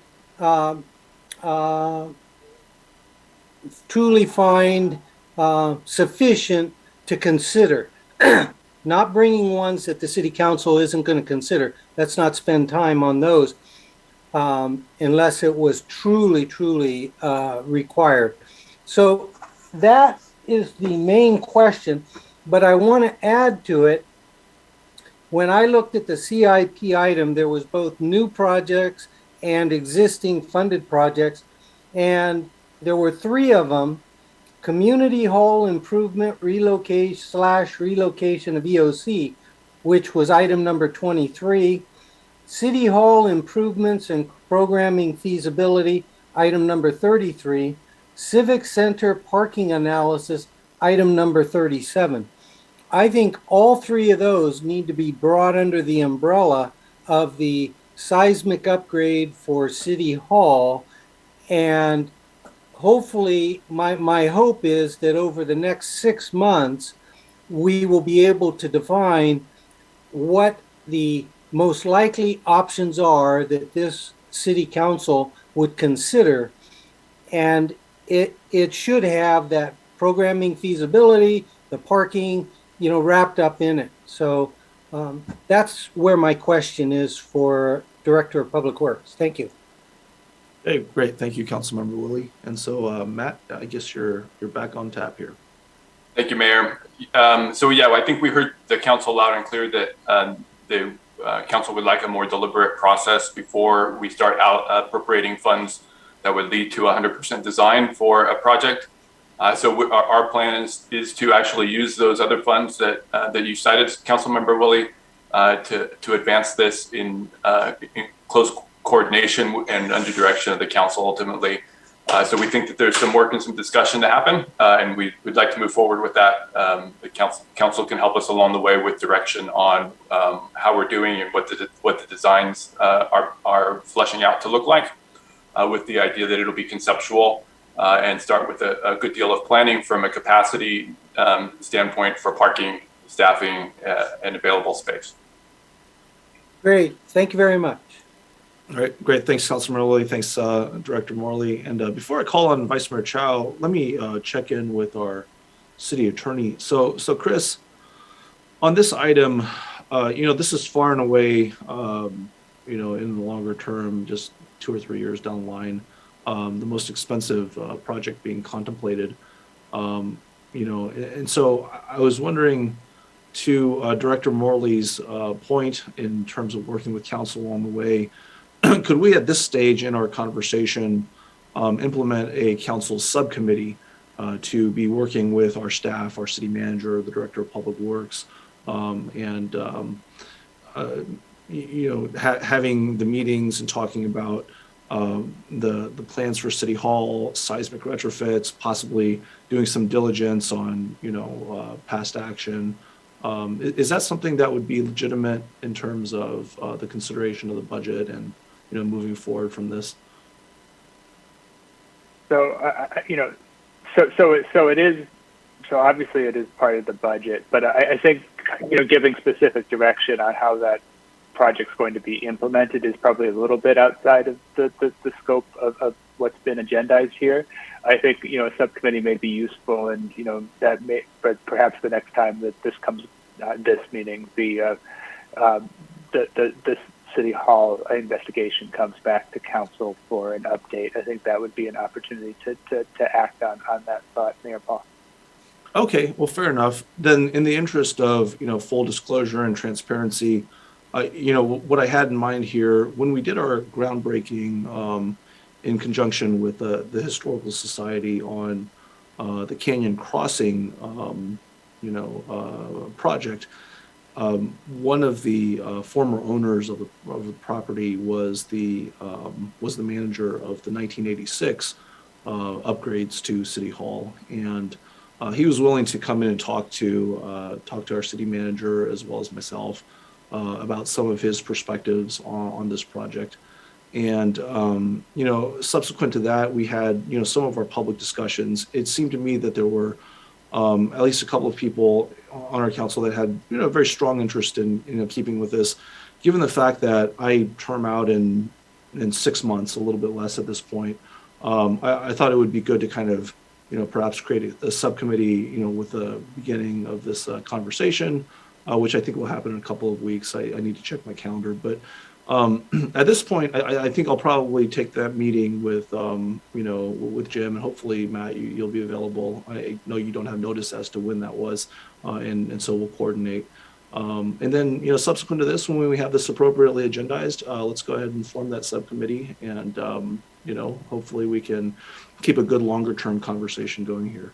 So Matt, Director Morley, you have your hand raised. Did you want to make a comment on that? Yeah, just filling in a bit of information. Thank you, Mayor. On the 17th, during our city work program discussion, Vice Mayor Chow did motion to form a subcommittee, and that motion passed. So we fully expect that will be the continued direction from the council. So we're good with that. I think that we don't have the details on what that looks like in terms of who's on the subcommittee, but we can certainly bring an item to council for that discussion. Thank you so much for, in the first instance, listening. That's refreshing. Thank you. That's much appreciated. And I actually remember at the end of that meeting, and honestly, as much of a pleasure as it is to do all this and, everything else that comes with it. Usually at midnights on the first and third Tuesdays, my brain is completely fried, but what I remember is thinking we didn't populate that subcommittee. But I'm going to go with what our city attorney was pointing out, that let's properly agendize this, and I think we can go forward with that plan as described, and then get that subcommittee populated, so to speak. So thanks for pointing that out, and Vice Mayor Chow, you have the floor next. So first, I want to clarify something. So I'm sharing the screen, which was the motion I made on the 17th of May, I think. And there was the first motion which included removing some items, and then we decided that we are going to rank them. So I crossed some items out, and then we added the ranking.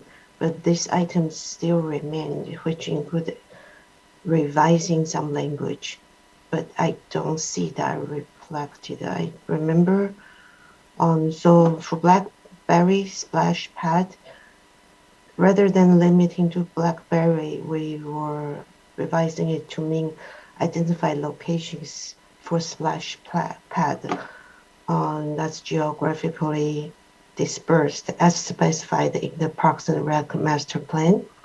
And then the De Anza buffered bike lanes is changed to just bike lanes. The reason is that we would like to see options, not just buffer, because that's a busy street. So rather than the original language of including a painted buffer zone, this is changed to provide buffers between existing bike lane and the vehicle lanes, which could be painted buffer zone or other more visible options. So I think we would like to have options that the community and the council can consider. Are these reflected in the CIP narratives right now?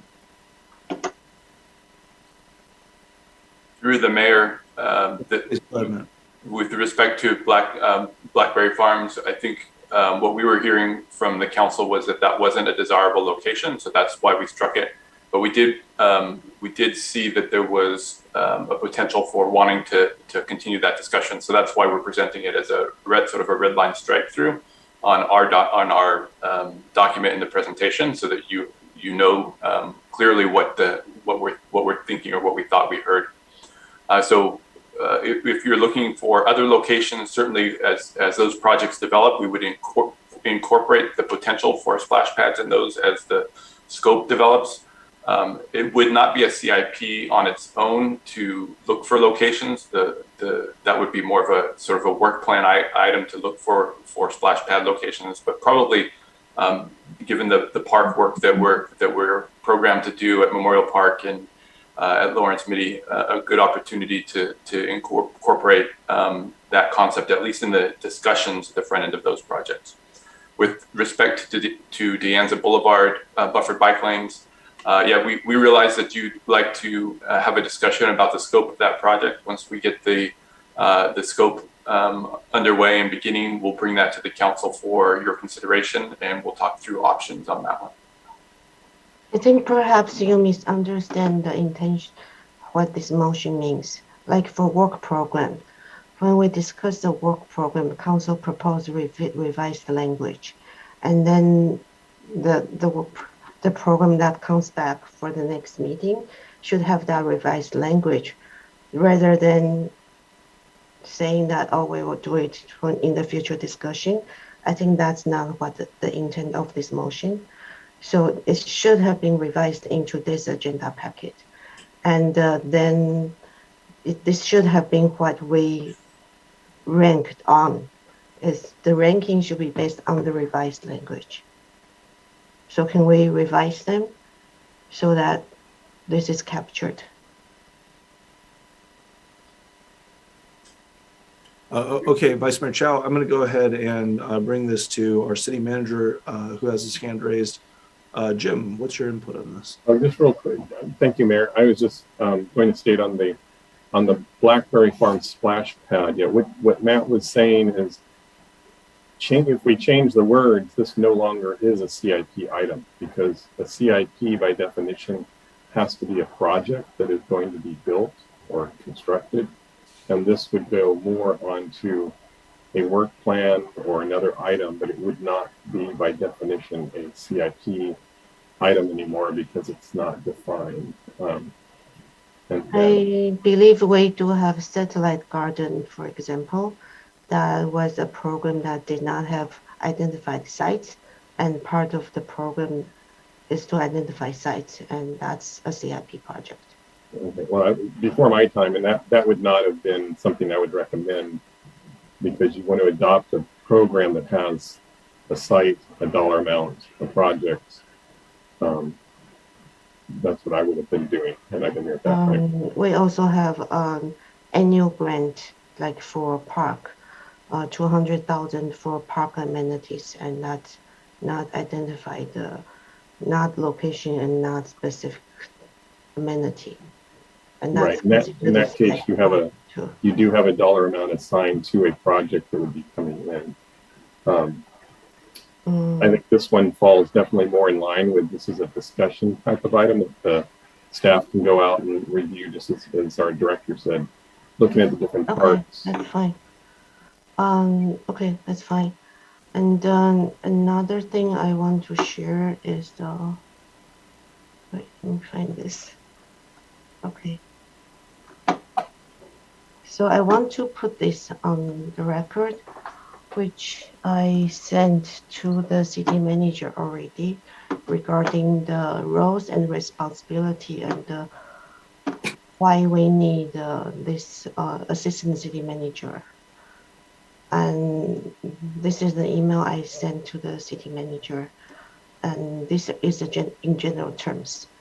But in terms of impact, if we had such a person, it's to fill in a lot of gaps that we are not doing. And I'm finding out it's not that this person will be doing city council work. It's that I'm doing a lot of planner work and a lot of city staff work out of my time, because a lot of there are gaps that are not filled. For example, the CEP Housing Element Committee. Right now, we still don't have a plan after 4 meetings. If we have an executive staff that's in charge of this plan, and then I find out that it's even in the contract of EMC to provide a draft community engagement plan, which still doesn't exist. And then I find out I have to be the one reaching out to San Jose planner to find out how they are reaching out to the different focus groups, and they realize they contract with the county.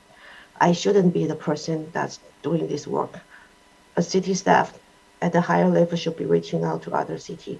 I reach out to San Jose collaborators to try and find out how Kid in a Box works. I find out, Kid in a Box is a valid way to do outreach by volunteers. I find out pop-up booths is another way. I shouldn't be the person making a call and finding this out. Now I'm passing all the information to the city planning department, but I don't know if they have the staffing to follow up on that. So that's the thing. We have the gap that's not filled, and I am doing the city staff work. I'm not paid, and I really don't have that time. But these are things that's urgent. I find out I have to do it, otherwise we are not making progress. And we have not made progress. We have not gotten any update on the partnership with Habitat for Humanity, which Mayor Scharf, former Mayor Scharf back in 2019 wants to do, and Bay Area Housing Authority for Special Needs Housing. And I have to be the person who called them to find out the status update. And then I find out they already visited the site, and then I learned about all these things that I shouldn't be spending time figuring out. And we still have no positive relationship with news media, which I think if we have someone on staff who is aware of that, that would be better. Just there are a lot of gaps. For example, this week, I realized that we have not reached out a very essential, important component of housing element, employee associations of Dianza, Cupertino Union, Fremont Union, and then I am the person that I called their board members so that they can connect me, and then I'm hoping that I will then help. I'm doing this so to save the city staff time. I know they don't have time to make these contacts. And then I'm finding out, for example, there are properties that the property Mayor, owners did not I'm afraid, may I have the floor for a minute, Mayor? Thank you, Vice Mayor and legal counsel. So Chris Jensen has asked for the floor, so let's yield the floor to Chris. Yeah, the housing element is not on the agenda. Certainly, a general reference to the housing element is something to justify the appointment of an additional assistant city manager is appropriate. But at some point, we're getting to a level of policy discussion of the housing element that's not agendized. So I did request that the Vice Mayor tailor her comments accordingly. Okay. Yeah, so this person could be, for example, making phone calls to property owners who did not respond to housing element. And I understand the staff does not have time to do that. They send an email and then they couldn't follow up. And then I find out I will try to see if I can find who is the property owner, can I follow up? And we need a staff person to do that. So, yeah. And this thank you, Vice Mayor. We need that 2 months ago. Okay. Let me ask a question of staff. So we are working with the recommended action of the agenda from Tuesday. Is that correct? And that hasn't been modified in accordance to what I think it was Director Morley's presentation with regard to the strikeouts. Thomas, your hand is raised. Did you want to speak to that question with regard to what, the so-called default action that I've described it as would end up being? Thank you, Honorable Mayor. So the recommended action was modified in the written communications that was provided to council today. And so in the staff report there, that is the most recent recommended action, which includes the addition of the community funding, as well as some of the other changes that we discussed, operating budget changes that we discussed today, as well as the CIP changes. What page of the written communications is that, Thomas? So let me just pull that up. Yeah, I have the document open here, so I'm not seeing where that that modification was made. So I'm looking at the notice for this meeting. It also has the same language as the notice for Tuesday evening. So the staff report is on page 33 and 34 and 35, the written communication. 33, 34, and 35. Okay. So so you're just saying that that's inside of the staff report. I mean, I Yes. guess my question is there anything, okay, so that's recommended action on page 33, and then where would the appropriations for the CIPs have been initially? So it looks like at the bottom of page 34, the capital improvement program. So it starts with the LED lighting now. So it's bottom of the page 2 of the staff report. And then I guess the, let me take a quick look here. Capital improvement program originally started out with the splash pads, and then it went to the library. Okay, so now it's been eliminated from written communications.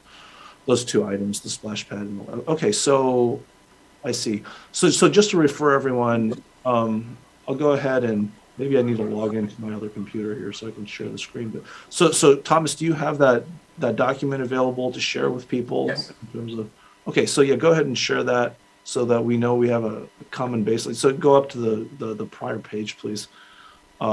So this is under written communications, the recommended action here. You've got the subject for, this item number 38, and then Thomas, the next page, please. And so that's the second page of the recommended action. And so, as we said, it's a fairly long motion. And then in the third page of the staff report, before it says discussion, that is the remainder of the recommended action as it now stands. So just as by way of notice to the public, really, the default motion is not going to be what you see in your notice of this meeting or in the notice for, or in the agenda for Tuesday night. It'll be this part of the staff report. Okay, so thank you very much, Thomas. Appreciate that. Then let me call on Councilmember Willie, who has a hand raised next. Yeah, thank you, Mayor. Yeah,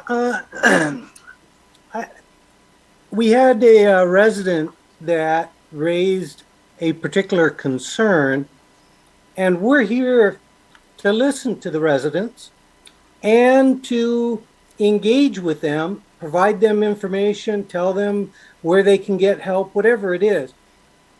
A resident made a clear concern about the particular position that has been added, and I think the Vice Mayor did a very appropriate response to that resident.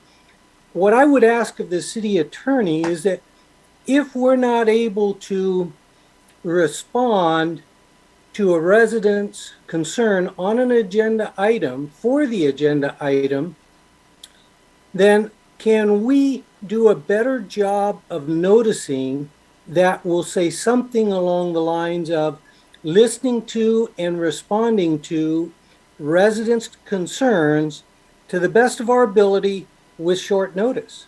So I'll leave it at that. But to me, we're here to engage with the residents. And when a resident has a concern to bring up, we shouldn't just be saying, oh, sometime in the future. There's no time like the present. If not now, when? Thank you. Okay, thank you, Councilmember Willie. And Chris, I noticed that your microphone's on. Did you want to speak to Councilmember Willie's comment? Briefly, because I know we have a lot to do still. Just that certainly there was, a lot of space for the Vice Mayor to respond to the residents' comments within the scope of what was noticed. And certainly I'm generally quite liberal with allowing people to use that space. But part of my job is to enforce the Brown Act, attempt to enforce the Brown Act and another legal requirement. Yeah, frankly, I thought you both did a good job, and Vice Mayor made her points, and you just urged caution, and she stayed within those contours a little bit longer, and so yeah, I mean, thank you for the comment as well, Councilmember Willie. It's important to be able to respond to public concerns, and so I do see Councilmember Way now has a hand raised. Vice Mayor Chow, your hand is raised again, so let's go to Councilmember Way, and then after we get Councilmember Way's comments, I will ask that somebody move the recommended action as articulated in the staff report for this item tonight, and see if we can get a motion in a second for that. Councilmember Way. Thank you, Mayor Paul. I will be brief because I did voted no originally on Tuesday on the proposed 2 positions, because I stated it's not because I don't think we could use 2 positions. I do think the job description needs a little bit further refined before we start to add a position. And I did see Vice Mayor Chow's more elaborate description on it. So this is my question for maybe the council or the staff is, I can approve the positions, and I do believe the job description needs to be more refined. And one of my area I think it's important to the council and to the city is maybe one of these people, new jobs, could explore grant positions, a grant that could, from federal grant, state grant, so you could supplement our CIP projects, our different projects. So grant approvals, writing is very important.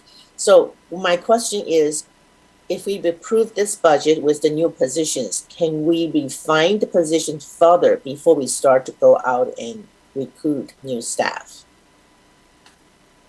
I don't see why we wouldn't be able to do that, but let me refer this question to our city manager. And I will also point out that we did have a contract that's been increased for a grant writer. When I was at the U.S. Mayor's Conference, I did speak to a number of people located in D.C., talking about the various funding sources that are out there right now on a grant basis, and I think that we would more than get our return for a dollar right now if we had a good, cohesive, and systematic way of identifying grants and going after them. So I mean, I think that makes a lot of sense to carve out the grant space. So Jim, your hand's not raised, but I see Director Alfaro's hand is.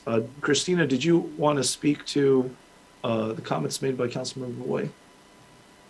Yes, so I just wanted to point out that, yes, you could refine the job description. Approving the position this evening simply allocates the actual position along with the funding to go with it. Okay, well, thanks. And Jim, did you want to follow up on anything, beyond what? Oh, thank you, Mayor. No, excuse me, that's exactly what I was going to say is once, if it is approved, then we would come back with the full-blown description of it to make sure it fits what council is thinking. Yeah, and before I go back to the request for the motion, one thing I will say is that I'm completely open about my service on council, and I've actually welcomed the PRAs that have come out more recently about all of this. It was something extremely extensive, like all emails that I send out for the first 3 months of the year. In fact, I actually wish we could disclose everything, because the stuff that was disclosed to the public speaker who spoke, because she was the person who issued the PRA, was not everything that was in the purview of what I wrote, because a lot of that is actually privileged. A lot of that's confidential. But I think it could be fair to say that within the scope of that material, it is just so obvious that people in council are doing so much. And so, I appreciate the comment that council should do its job. I'm going to harken back to a comment that I've made previously, that I often feel like I'm doing 5 jobs in City Hall. And so I think that it is reasonable to look at some positions that could help support the council efforts. But when we're talking about things like, let's get the housing element figured out, let's go ahead and, get various of these, implementation measures, reach out to the community, help with the development side of things, such as, having a groundbreaking. I did coordinate, a large part of the first groundbreaking that we had earlier this year, just for instance, and just not feeling so well these last couple of days. I've had to offload a little bit of the logistics, and I think our city manager for helping to organize the Angel Island trip, logistics beforehand, which also the speaker from the public is attending as well. So I don't think there's an ignorance with regard to realizing that a lot is happening in our city and we're doing quite a bit. So I do take it all with a grain of salt. But at the same time, I say very sincerely that we're doing a lot, and some assistance is needed on top of what we have from our, candidly very, very excellent staff. But I know that we're a group of people that do, as our community does, expect more and hold ourselves to a higher standard, and are always trying to improve, which is, precisely why we are the community that we are. So at this point, I'm going to go ahead and ask for that default motion. And again, that will tie to our staff report for this item. And so, pardon, Mayor Paul, I actually haven't spoken on this item. So Councilmember Moore, why don't you make your comments and questions at this point? I thought you had spoken, but I guess we've had 4 items. So forgive me, I wasn't tracking mentally and I guess 100% cohesively the fact that you hadn't spoken yet. So please feel free, and then I'll ask for that motion after your comments and questions. Okay, thank you, Mayor Paul. So within the written communications, we did also receive the special projects update from fiscal year 2021 to 2022. And in this update, there are special projects which were not completed. And this is it's pretty small font, but it goes on for a good 2.5 pages. And this is within that particular budget. And then within our current budget, we have another 1.5 pages, about $7 million worth of special projects also. And then going back in time, we have a multitude of special projects. And so we really don't have an up-to-date accounting for this number of projects. For instance, fiscal year 2019 to 2020, special projects included the BMR Affordable Housing Fund for Habitat for Humanity, and that was $150,000. We don't know what happened to that, what happened with Habitat for Humanity, because there was a mention from the Vice Mayor about Habitat for Humanity. We also had funding for housing strategies and homelessness allocated. Perhaps the Quinlan Community Center reception remodel for $40,000 happened. I don't know. We had, going back in time to fiscal year 2018, $175,000 for an economic strategic plan implementation, and a city's facilities building assessment for $200,000. And that seems to be something that we're kind of looking at right now for it was about $90,000 to look at Byrne, Bletch, and Stockelmeyer, if I recall correctly. So personally, I would want to have an update from the departments about these lingering special projects that have had appropriated funds allocated to them. Now, with regards to the let me just ask you a clarifying question on that, Councilmember Moore. Great points. Great point with regard to, what's hanging out there. How far back would you like staff to go in your inquiry? Honestly, I would go back to, I was trying to figure out when having special projects started.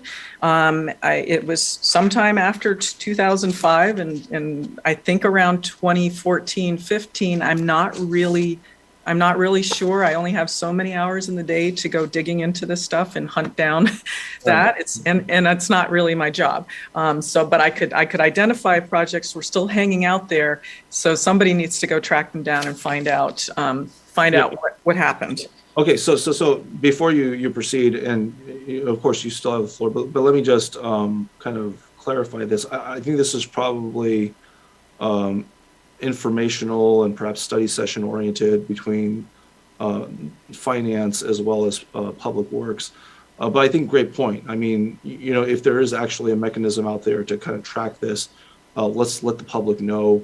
And if there's not, then obviously that's an administrative function that we need to clean up. But thank you for pointing that out. Oh, I see Jim's hand is raised at this point. Jim, did you want to speak to this? Perhaps you. Yes, Councilmember Moore and I briefly talked about it. I think it was today, lost track. But I also mentioned it to our Public Works Director. I don't know if I mentioned it to our Administrative Services, but it is something we could work on as a study session. Some of those go well back before any of us were even here. So it'll take a little bit of time in digging through records and files to try and find that, but it is something that we can look into. Matt, I don't know if you have a comment on it or not. Yeah, thank you. I was right on board with that. I think that there's some reporting that we can do and probably fold into existing reporting processes that are undertaken, maybe with a quarterly report or something along that line, but we can talk about it at the staff level and figure that out.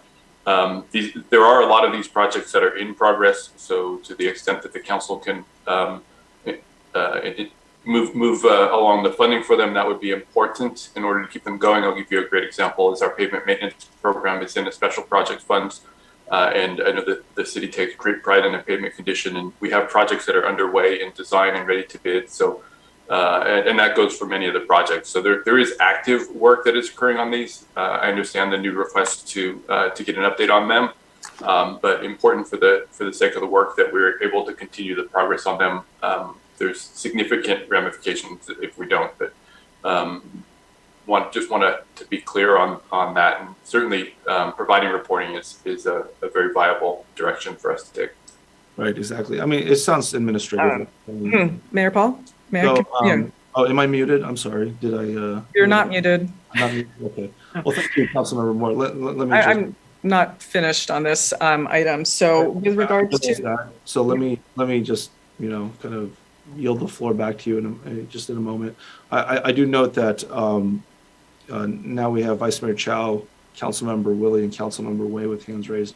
And so, Councilmember Moore, after you conclude your questions and comments, I will ask for that motion. But I think this is an important point that you're making initially to just reiterate that if we're not able to track these funding allocations over time, you're absolutely correct. It is not your job to go back 17 years in time. And if anyone insinuates that this somehow falls within the purview of council's jobs and, therefore says that we're not entitled to ask for support, I think they're just absolutely wrong. So thank you very much for pointing that out. And we do need to be able to have a, very systematic and accurate way of tracking how these allocations are proceeding over time. So thanks very much, Councilmember Moore. I'll yield the floor back to you at this point. Thank you, Mayor Paul. So along that line about having the pavement and sidewalk, curb and gutter in as special projects, it also sits inside of the public works funding as well. You've got $4.6 million for street pavement maintenance and about $2 million for sidewalk, curb and gutter. I've tried to understand why it was split into both places. I can't. So hopefully that answer will come back. And to throw more confusion into the works, we have the development impact fee reports going back to 2005. If you go to the Cupertino budget page and scroll down, within these fee reports for various projects, they had what looks like kind of conditions, but they allocated funds to certain projects. And I started reading through several of these, and some of them have not come to pass. And so someone needs to start digging into these and find out what funding was already allocated. For instance, which I thought was kind of a little bit unusual, for Main Street Cupertino, there was funding allocated out of that project to do some like traffic calming near City Hall. Which I thought was kind of odd. So like Rodriguez and Pacifica, when the requirement was that they would do some traffic mitigations around the neighborhoods of the project. And then I don't really consider that near it, but that's an interesting project that needs to be tracked to see if the money from that development did it actually go to that project. So there's, I hate to bring it up, but there's a world more of accounting issues to be followed, to see, just to be sure if what was promised when these developments were approved has actually come to pass. Now, for the two positions, the assistant manager and legislative aide, well, let me go to the two that I'm really happy to see about in particular. One is the budget manager, because that's somebody who could really help with all of these questions that I'm asking, and they would get to dig into all of that. And so I'm really glad to see that. And the purchasing manager, I am very, very pleased to see that position added as well.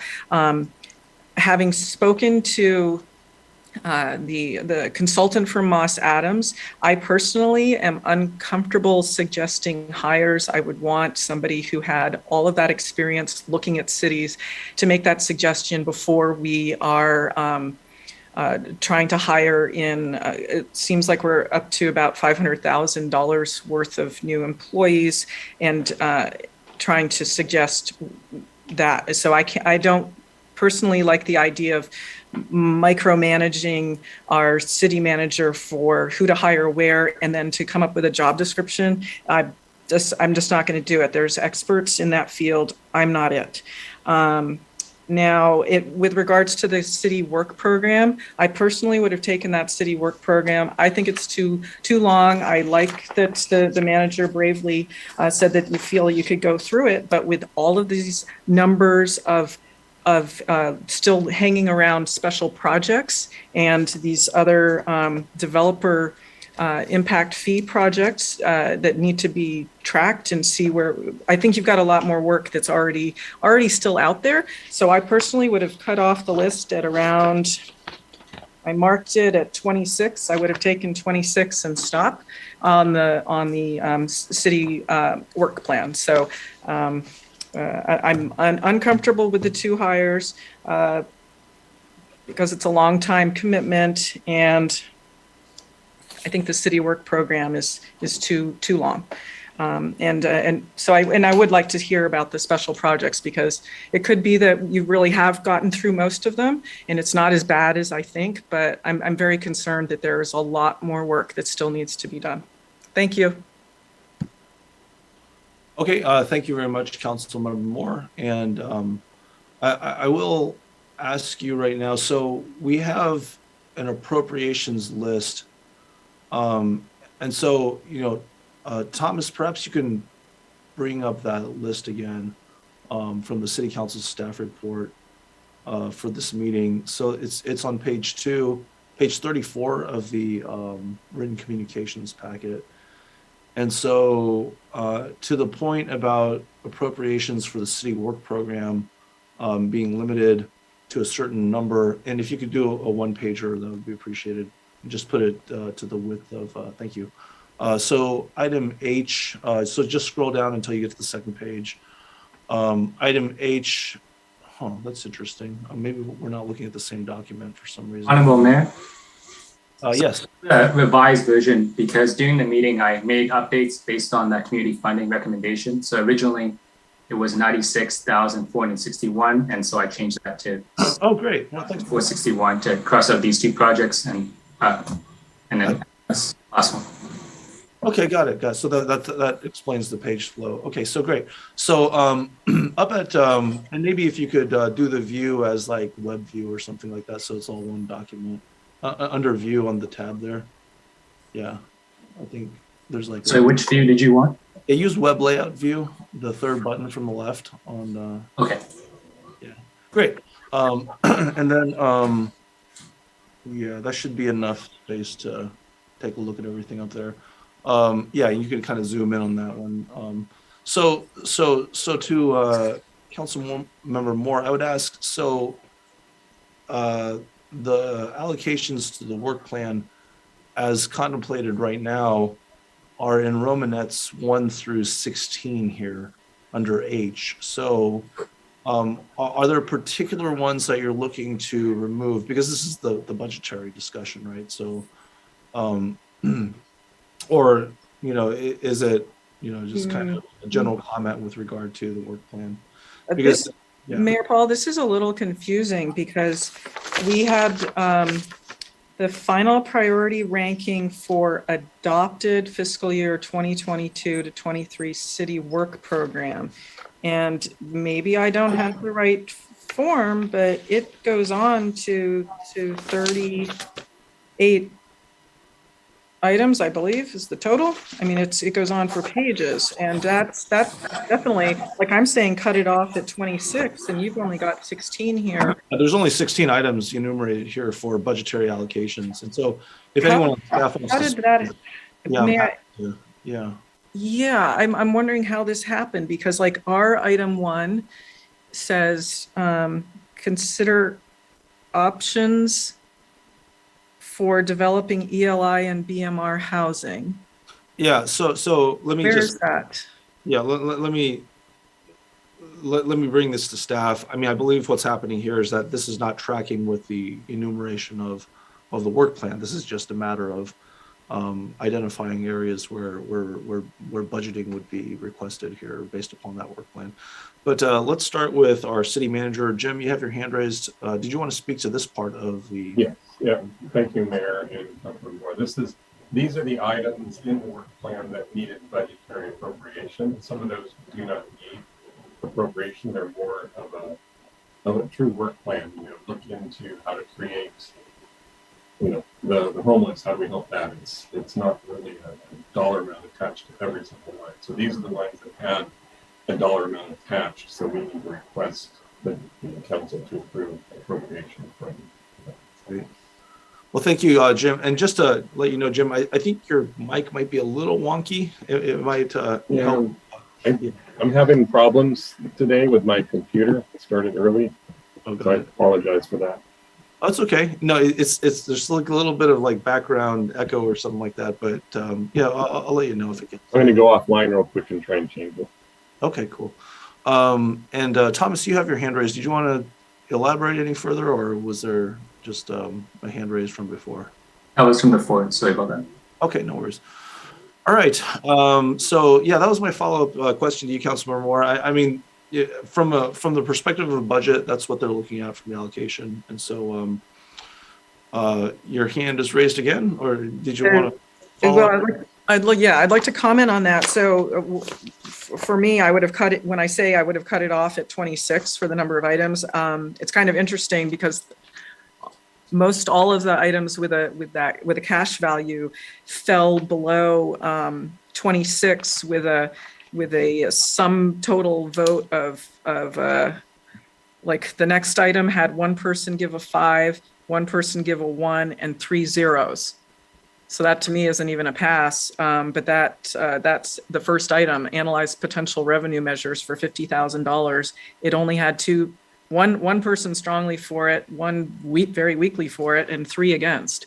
To me, it's 0 is against. So to that, when I look at something like that, it doesn't seem to rise to the level of wanting to fund that, and then it continues on this way because we have 6s, 5s, and lower. So personally, I realize that it's late and people don't want to perhaps dig into these items, but I won't vote for it. I'd rather go through and knock things off if people are willing to do that. Yeah. Anyway, leave it at that. Well, I mean, I'd be open to, you know, entertaining that if people are prepared to do so. I mean, I will point out that the homeless jobs program, number 8, is very highly ranked, and the Cupertino store is actually, you know, I know it's in the top 15, and I think that's the second highest allocation here. So, I mean, numerically, it's probably not the majority that's, you know, not ranked highly. But yeah, I mean, I see a number of things. One thing we could potentially say is that if it's not in the top 20, just, you know, don't allocate the funding for this point. I mean, I'd be happy to, you know, entertain a motion to that effect. But okay, well, I'm going to go ahead and ask for that default motion. Maybe we can, you know, kind of carve out space from there. Would anyone be willing to put forward that? And again, this is the staff report item in the description of the funding allocation. This isn't. So I move the staff recommendation. Okay, based upon the current staff report, and based on the revised one shown on screen. Okay, thank you very much, Vice Mayor Chow. And Councilmember Willie, are you willing to second that motion? Absolutely. Okay, well, thanks very much, Councilmember Willie. All right, so we're back to the council at this time. We have a motion and a second. I've got Vice Mayor Chow, Councilmember Willie, Councilmember Moore, Councilmember Way, and then I'll make some comments as well. Oh, before we start off, I do want to put in my own kind of plug there. I was just notified recently that the volunteer fair estimated at about $8,500 would, you know, kind of is in search of funding. So I would request that we, you know, kind of you know, add that somewhere within the budget. So that's my ask here. Council Member Chow. So a comment and a request and a question. So I think it's a good idea that we should have someone who can help us locate grant funding opportunities. But I don't think we need a dedicated position for that. And if we had assisted the city manager after we gone through the housing element, when there is capacity, I think this person, the city manager could likely decide how best what that person could do. And it doesn't have to be spelled out entirely in the job description. And I think the manager, Jim definitely knows how to write this job description, and we don't have to really tell him. But the main thing is we need someone with planning experience immediately, because there is a lot of gap that should have been done since even back in January. And so I would like some commitment from Jim so that we can have a more clear timeline, that a commitment to move on this quickly, because housing element really need help. And the current staffing is not able to take on this, and I have waited, and I reached out to all these people because Mayor Darcy Paul told me, if you want something done, do it yourself. So that's when I started to do this. And then, yeah, I find out I'm doing the city planner job. So I wish we can have someone to really step up. And so can we have that commitment to move on this quickly? Yes. Through the mayor, vice mayor, yes. No, HR has already started to look into it, assuming that it does get approved. So they're already looking into all of that. So yes. Great, thank you for that. And then the one question is, I did not see Historical Society line item mentioned. So is that line item still there? My understanding from last year is, I think we want to support them, but then this is now turning out into like the Chamber of Commerce situation. We have 20,000, no agreement on exactly what that 20,000 supports. I was hoping there will be some kind of memorandum of understanding or projects identified. So I'm, yeah, a little unsure. Yeah, thank you. So Through the mayor, if I may. Yes, please. Welcome, Joanne. Director McGreeny. Sorry about that. Yeah, I wanted to let everybody know that the update for the subcommittee on the Historical Society is scheduled to come at the June 21st meeting for your consideration. Okay, great. So, yeah, so we've got the motion on the table. but I am on that subcommittee.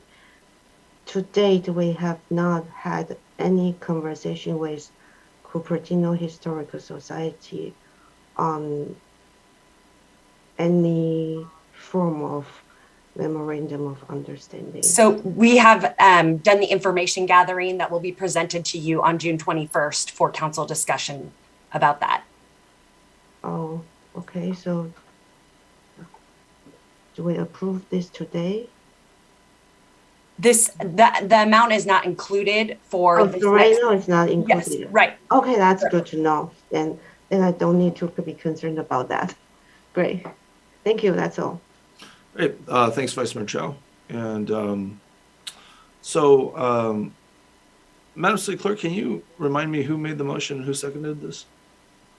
The motion was Vice Mayor Chow moved and Councilmember Willie seconded. Councilmember Willie seconded. Well, let me ask, since we're in the transition between Vice Mayor Chow and Councilmember Willie, would you be willing to add the $8,500 in the budget for the volunteer fair?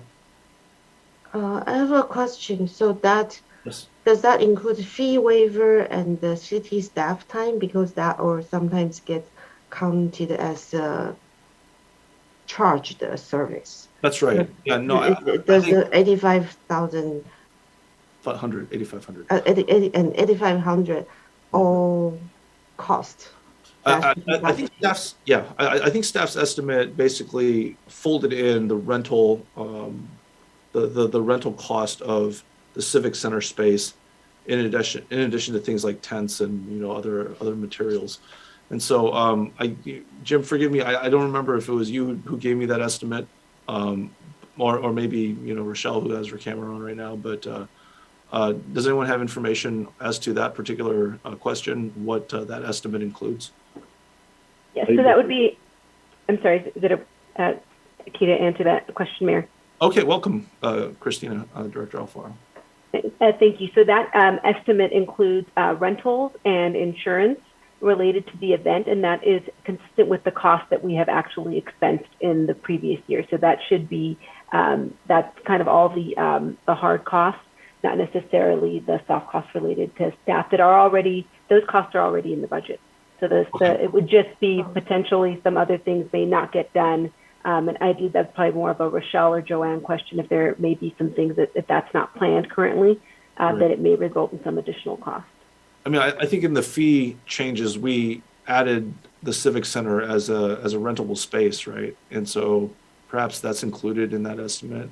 Rochelle, are you confirming that and nodding your head, or is that? Yes, so technically this event is considered a staff event. So it isn't the same as like a festival or something where we would have fee waiver costs, because it is staff putting it on. So it's a city event. Got it. So most of that is like rental and insurance of equipment, or, the actual insurance costs for putting on the event. And that event has been a part of our department in the past. It just was budgeted somewhere. So it is something that we are aware and have planned on doing. Okay. And I'm sorry, is it budgeted in your department right now, or is it? No, not currently. We were budgeting it through the mayor's fund, but it is something that we can change for the future and have as our ongoing budget. Okay, because at least I can speak to 2018 and the current fiscal year and the last fiscal year. Of course, last fiscal year we didn't have it, but in 2018 that wasn't taken from the mayor's fund. I mean, I think that was just kind of kicking it back up. And so if it's basically a cost center that needs somewhere to land, I'm just asking that we put it into the budget, because it wasn't kind of taken from the mayor's fund previously.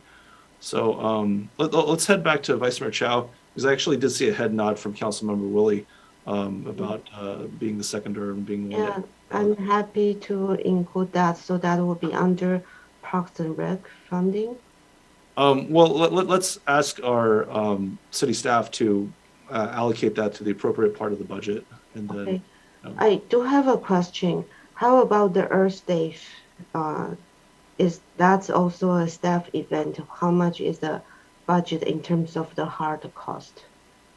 Okay, so quick follow-up before we go to Councilmember Willie on this. So from staff's perspective, does anyone know the hard cost budget of the Earth Day Festival, Earth and Arbor Day? Mayor, this is the city manager. I don't know myself, and Andre is one that runs that.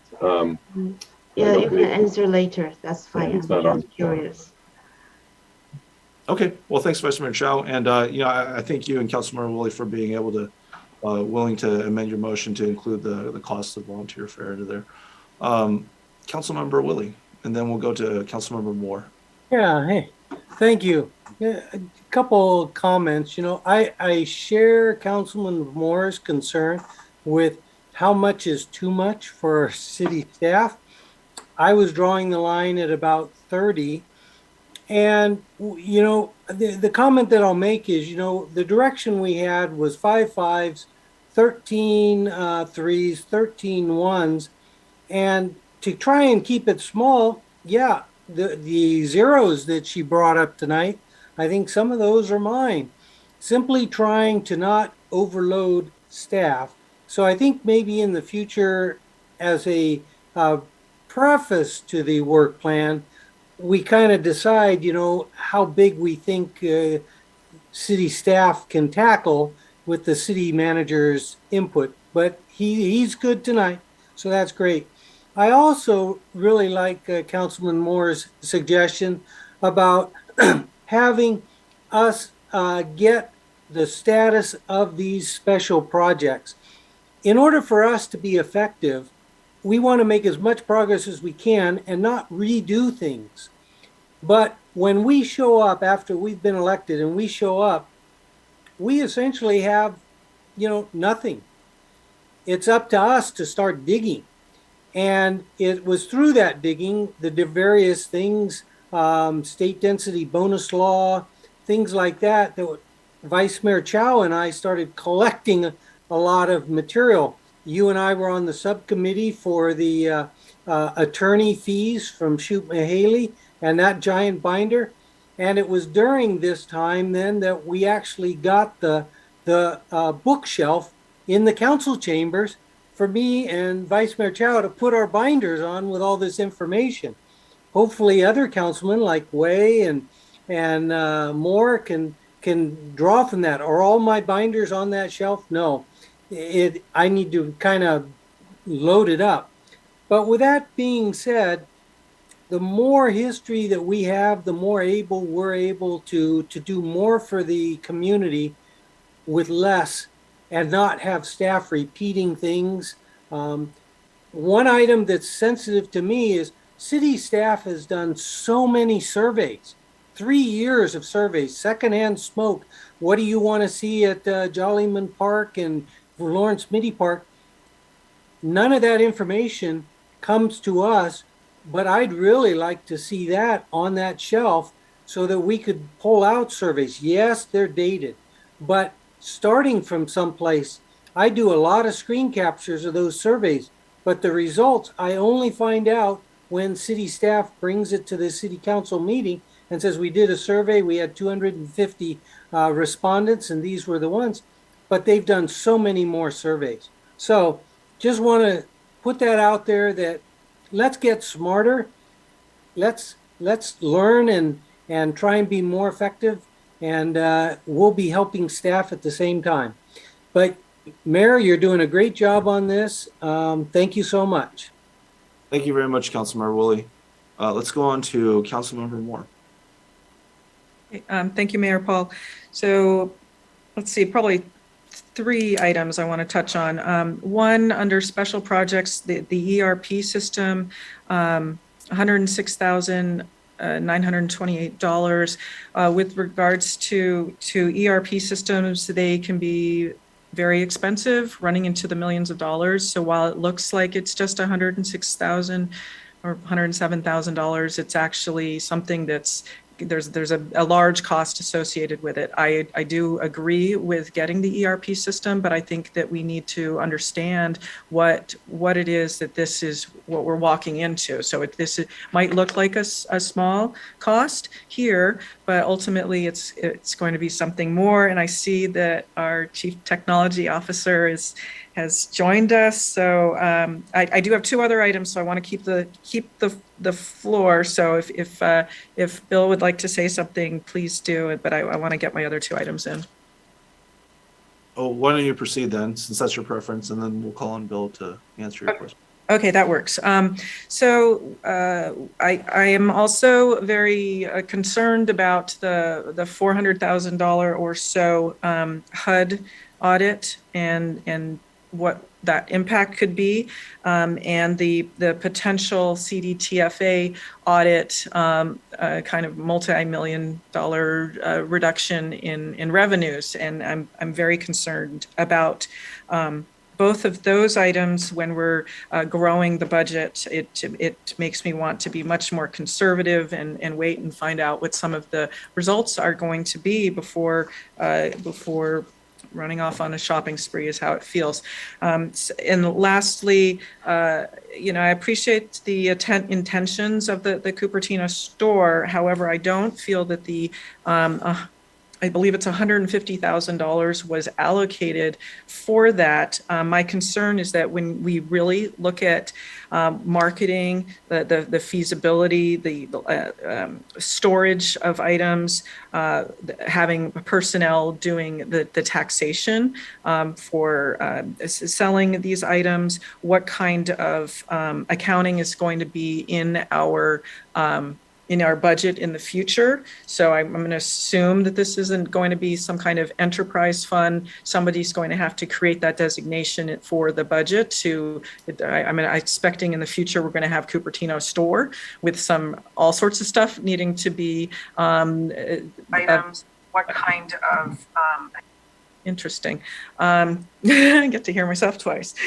So I'm worried about that. I don't think the $150,000 is really coming anywhere near what it's going to cost just to set up a shop. And so we're basically becoming a small business owner within our own city. And so were there actual, did a consultant come in and come up with this $150,000? How did this get arrived at? Because this barely funds one person's time working on it, and then on it, if this does, if in its ultimate fruition we end up with an actual location with a store, we will have then created 2 or 3 low-wage jobs.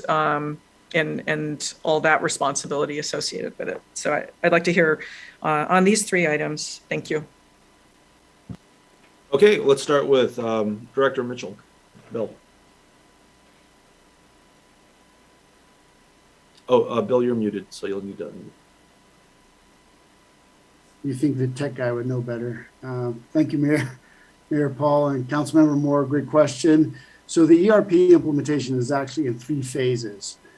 Phase 1 is needs analysis. Phase 2 will be RFP development and vendor selection. And then phase 3 will be the actual ERP implementation.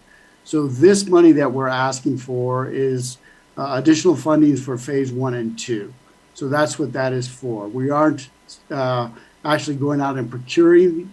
That'll come to you next fiscal year, after RFP has been developed and the vendor has been selected, and then we'll be able to move forward. But that'll take about a year's worth of work to go through the needs analysis, RFP development, and vendor selection. Through the mayor, I was looking at the ERP page for the city of Sunnyvale, and actually it was looking like their grand total, I don't know what they're buying, $16 million. Any thoughts on that number? It was shocking. I think $16 million for us is going to be high. I would not be surprised if it's in the $1 million plus range, but I do not think it's going to be $16 million. I think it's going to be a couple $1 million over a period of 3 to 5 years. That would be my estimate at this point. Thank you very much. And I don't know if there are any comments on my concern over the HUD item and the CDTFA. Perhaps the public would like to hear something about that. I would appreciate it. Jim, your so the HUD one, we are still waiting. You know, we sent in a letter and gave the full explanation for the HUD for their audit, what they considered an audit, and we're still in a holding pattern to hear back from them. We gave them examples of why we think what they were doing was truly far too much for a, I'll call it simple mistake. And then the CDTFA is one we're still waiting for that to come back to us. We've heard that they're still working with the businesses that are out there, but I really can't get into it too much with that piece of it. Okay. Well, let's.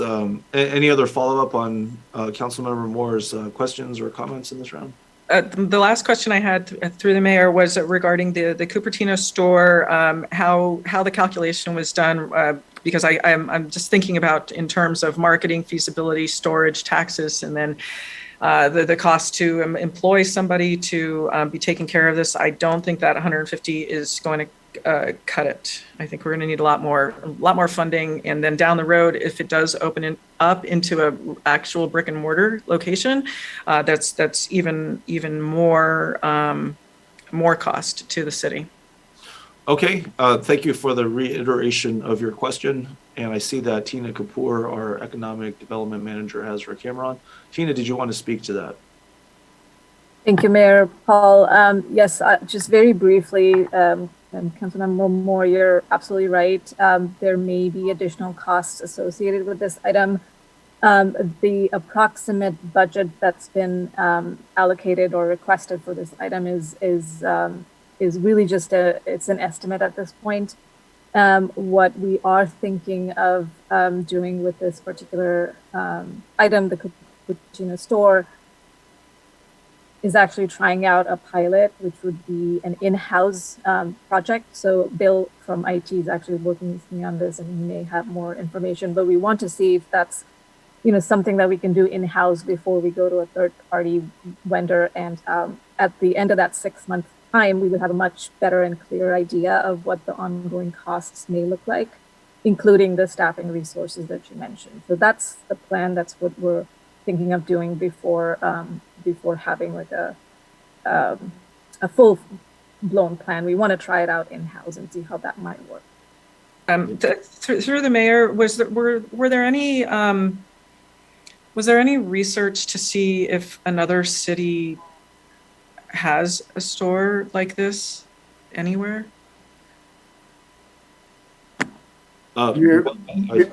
Mayor Paul, Councilmember Moore, I can answer that question. So I have done a little bit of research on that. The cities that I have found that have online stores actually are very large cities. So New York City obviously has some, Chicago has one.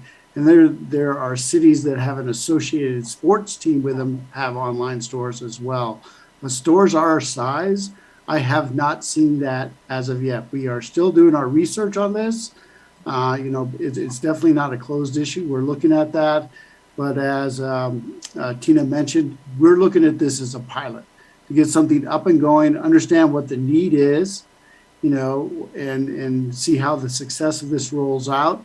And then if it's successful and we come back, we'll be coming back, second quarter of the fiscal year and looking for more funds if it is successful at that time. Okay. Great. Thank you very much, Bill. Thanks, Tina. And let's move on to Councilmember Way at this time. Thank you, Mayor Paul. Actually, I'm glad actually a couple questions being answered.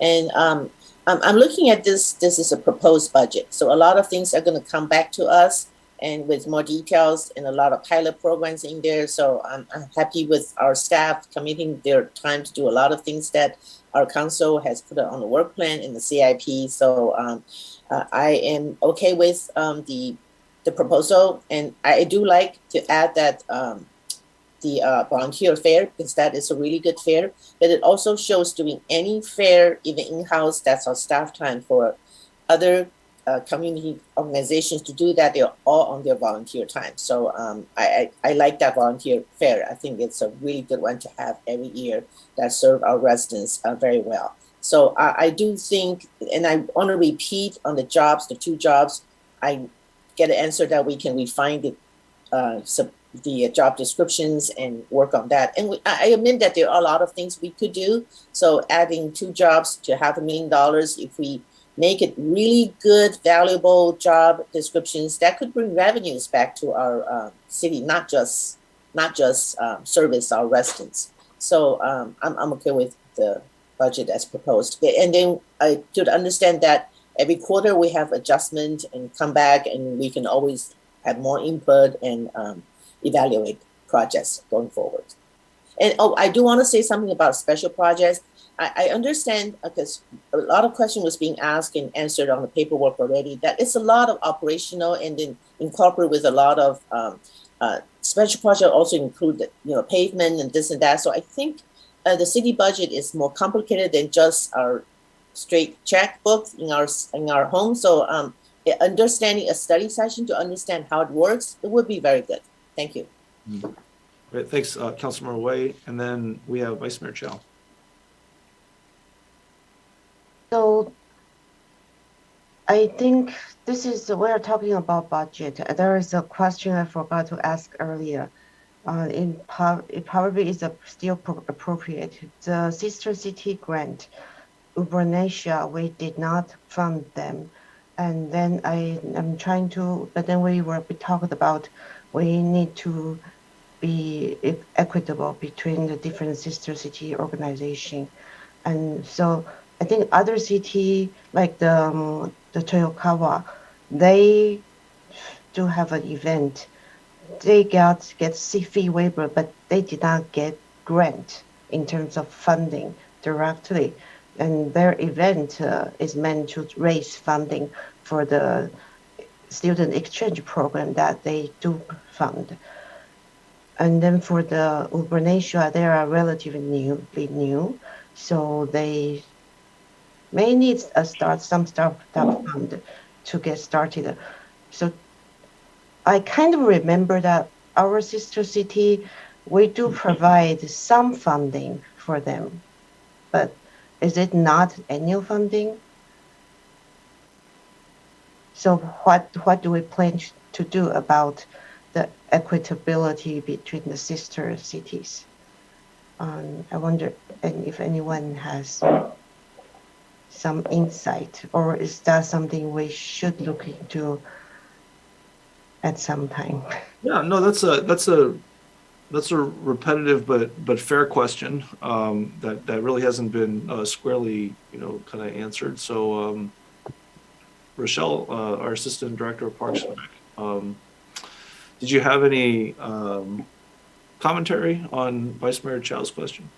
I can't speak to the agreements with the sister cities because those aren't in our department, but I can speak to the festivals. Both the Toyokawa Sister City Cherry Blossom Festival and the Bhubaneswar Festival are on the list of festivals for fee waivers. So both of those sister cities have festivals. The other ones do not at this time. So we are basically fair in that section of the festivals. So did we ever give them community grant for the Toyokawa and any of the other sister city? Did we ever give them community grant? Off the top of my head, I know that Bhubaneswar has received it in the past. I do not believe Toyokawa has applied for it in the past, but I would have to look into that. All right, they received that last year. Mm-hmm. Okay. Thank you. Okay, thank you, Vice Mayor Chow. Well, at this point, we have the motion that's on the table, and I'm very appreciative of all my colleagues and all of staff for all the incredible amounts of work that's been done here. I think a lot of the points, we'll take to heart and proceed. But at this time, seeing no further comment, I will ask that our city clerk conduct a roll call vote for the motion that is on the table. Madam Citizen. Councilmember Moore? No. Councilmember Way? Aye. Councilmember Willie? Aye. Vice Mayor Chow? Aye. Mayor Paul? Yes. Motion as amended carries with Moore voting no. Okay, well, thank you very much, everyone. And as promised, I think that we have the very last item on our original agenda, which I believe was not oral communications continued, but council and staff comments and future agenda items. And so let's start with Jim. Are there any staff comments at this time, Jim? Thank you, Mayor. My staff comments would be to say thank you to the mayor and the council. This was a very thorough budget. You all asked incredible questions. You brought new thoughts and ideas to the table. And, you know, it's something I want to thank you for. And I'm very happy that we were able to get that approved. So thank you very much. Right. Thanks very much, Jim. And let's go ahead and allocate a few minutes each for any council comments or future agenda items. Would anyone like to start us off on getting back on track, frankly, with the end of our meetings with the future agenda items and our comments? I see Vice Mayor Chow has a hand raised. Vice Mayor Chow. Yeah, I realized we just approved the work program, but then something came up in the public comment on Tuesday that I would like to request. It has to do with project that doesn't quite fit the state restriction on SB 9. For example, a 30-70 split. If someone doesn't want to cut their current house in half, but they want to a lot split, a smaller lot, but that lot might be good enough for a single family home. Is there a process for them to do that? And then what if they would like, they meet the state requirement, but they do not meet the city ordinance restriction? Is there still a path for discretionary approval? Because personally, I do think lot split and duplex, if done well and follow the city standard, meet the neighborhood characteristic and address parking issues, should have a viable path. How do we make that happen? I'm hoping that when we have the interim ordinance come back, this is something we can consider. So that I'm making a kind of a request. I don't know if there is time to accommodate, but I think when we adopt an interim ordinance, this will be nice to at least have some information that we can follow. It could be through subdivision map act, it could be through a minor rezoning or some kind of general plan amendment. Yeah, thank you. Okay, thank you, Vice Mayor Chow. I've made note of your request, and I'll go over it with our city manager on Wednesday. Councilmember Willie, and yeah, Councilmember Willie, you're next. Yeah, I know it's late, but I've had this on my list for quite some time, having talked to Sandra James probably about a year ago. The memorial at Memorial Park is, you know, in a state of disarray. The granites have fallen down and broken and stuff. And when I talked to her about it, she said that, you know, the Rotary is what created the memorial for Memorial Park, and the person that ran that passed away. And she said she would very much like to hand that off, that whole thing, which was then collected and put in somebody's garage. So I would like a study session or an agenda item on the memorial at Memorial Park so that we can once and for all take care of Sandra Gentry's pile of stuff and hopefully get that memorial repaired ASAP. So I'll leave it at that for tonight. Hopefully another councilman will support that so that we can turn it into either a study session or an agenda item. Thank you. Okay, thank you very much, Councilmember Willie. You know, without you know, kind of getting into discussion on it, I know that this has been an ongoing work that Jim's been working on. So I think it would be pretty timely to bring forward a study session in the relatively near future. I see that Jim's hand was raised and lowered, so I take it that I probably covered your point. Okay, so I don't see a new hand raised. Vice Mayor, your hand is raised. But... So I forgot. So I need to ask for a second for that proposal, right? So as I told you, I'll check in with our city manager as well as our city attorney on the timing of how the SB 9 ordinance is coming back to us. I know that it is scheduled to do so because we passed an urgency ordinance as opposed to a permanent one, and so I will commit to you that I'll go and take a look what the timing looks like. And so yeah, I think Councilmember Wiley raised his hand to second. Okay, Councilmember Woolley, would you like to go on the record as seconding the request of Vice Mayor Chow?